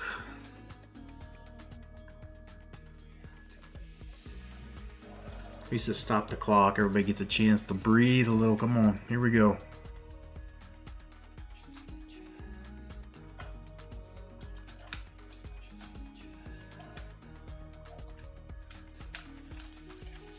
Henry Hall gets the first.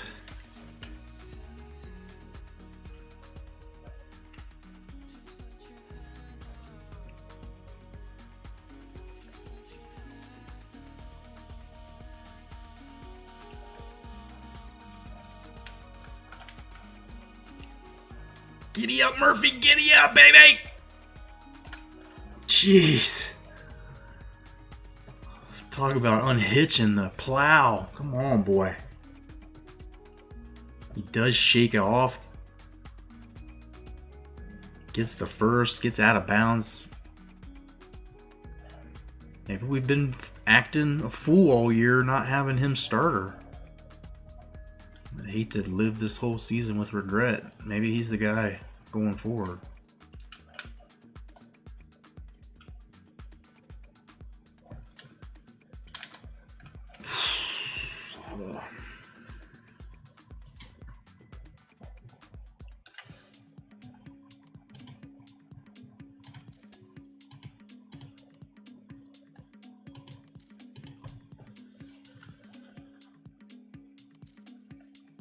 Kind of thinking on running it, maybe. Let's try to pass it, the problem.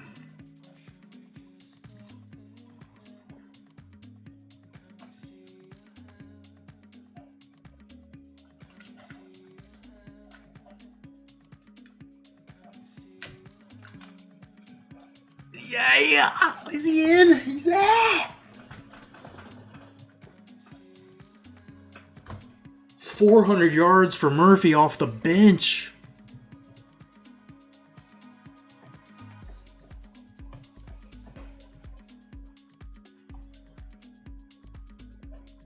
Look at him, he's feeling it.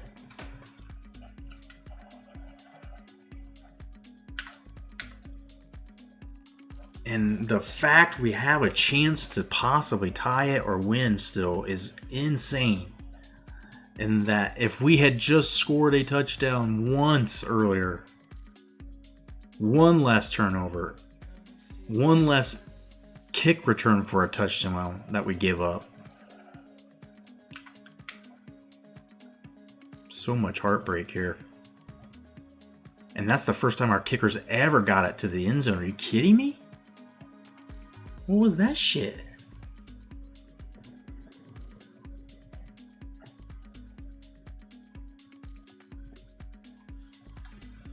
They're gonna run it, right? Try to burn the clock.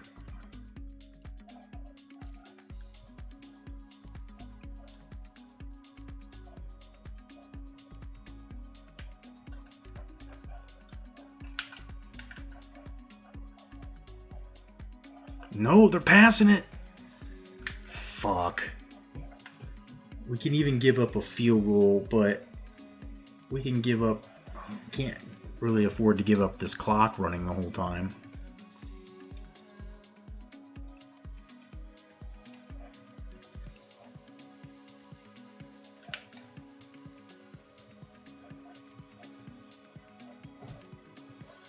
Do I use a timeout? I don't know. They're not really milking the clock yet. I think they still feel like they need to score. I don't know. Let's see. I only got 2 timeouts, so I'll burn one after this, I guess.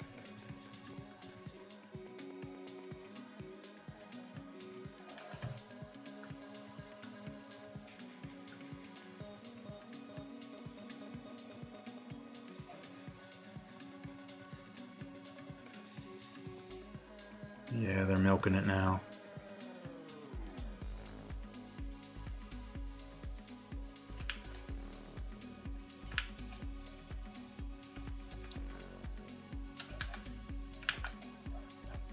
No, they're still passing the ball, though. Get out of bounds, motherfucker.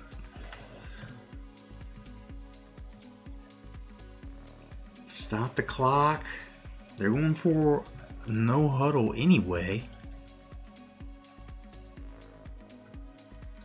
We've got to stop the pass. I don't know. Oh, I don't like this at all.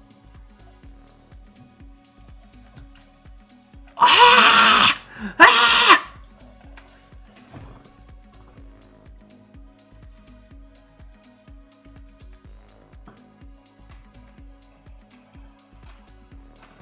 He's just waiting for it. Like a piece of heaven falling out of the sky. His dumbass caught it after all his terrible defense earlier in the game. Get a touchdown. win this fucking game. We're not looking at a field goal. We might. He's got room to run. Stay tuned, recruits. This one's not over. Cool kids here visiting. And problem again up the gut.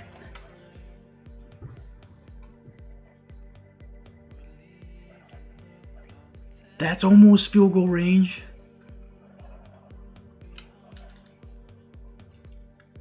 Hurry up, don't get lazy on us.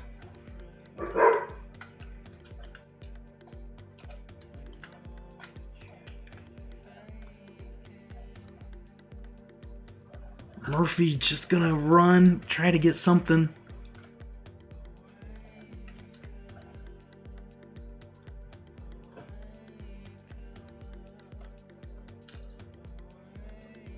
Tick, tick, tick, tick, tick, tick, tick.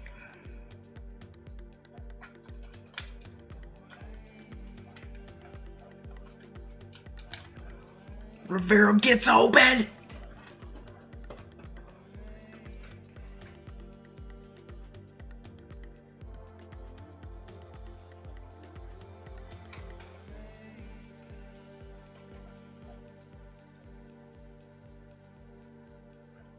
They're losing it down there on the field. I have to think momentum has swung.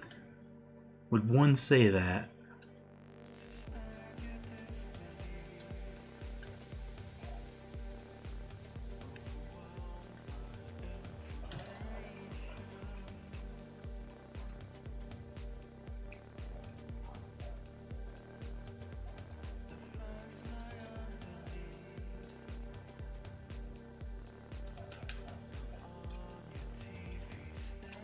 Oh man, 1 yard only. In field goal range though, if this gets real shitty.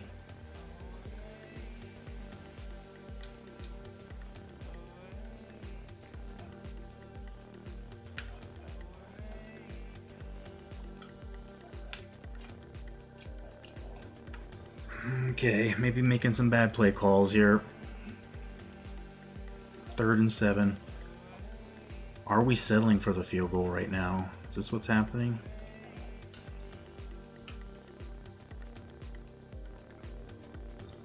Because Washington is hurt. All of our dudes are just gassed. They're not on the field. Ah, damn it, RB was open.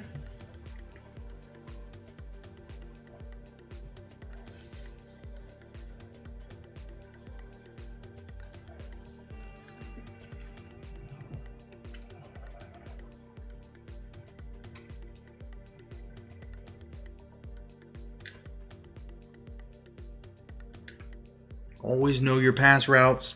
That last play there, I thought the tight end was running an out, and he stood still, and we just barely gave it. Whoa. Whoa. Whoa. I thought he missed it. It was hooking or pushing, whatever you want. I don't know. Whoa. Oh wow.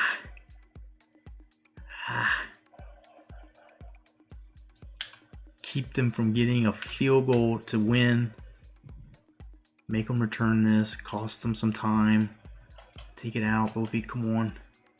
Cost them some seconds. Don't let that happen. That's a fucking field goal already.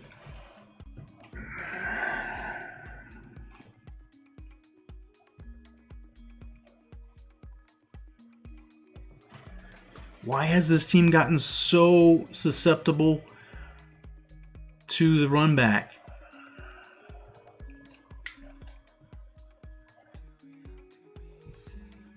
Just an interception or something here. Just an interception, that's all. Ugh. Come on. They're basically in field goal range. A long field goal here.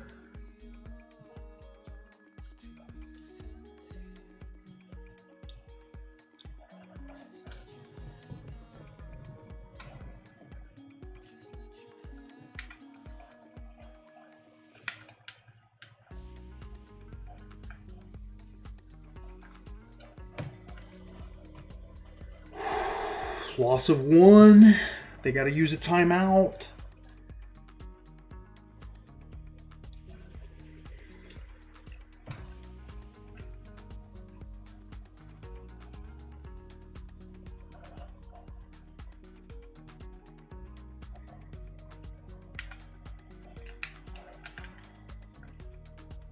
Screen, screen, screen, screen. Somebody. Fuck. Are they going to go for a play? Okay, okay. Maybe this can work out if they just do something really stupid here. Can't let the ball get down. We got to keep the ball in play. 6 seconds. Keep it in play. Keep it in play. Fuck.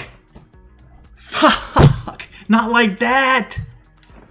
Field goal to win the game coming up. He sets the fucking record for school passing yards, of course.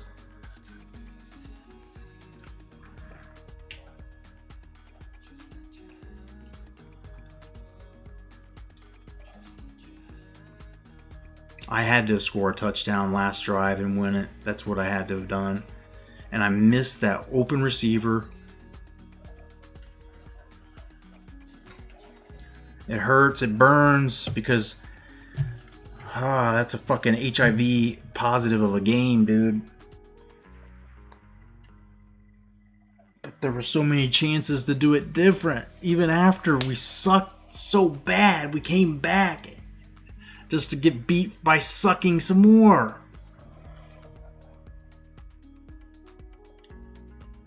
Fuck.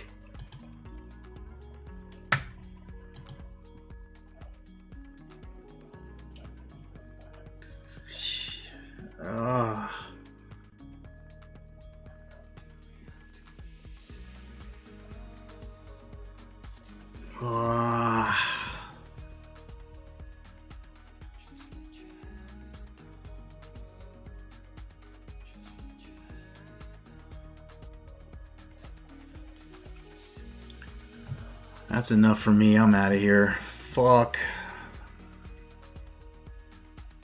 Awful.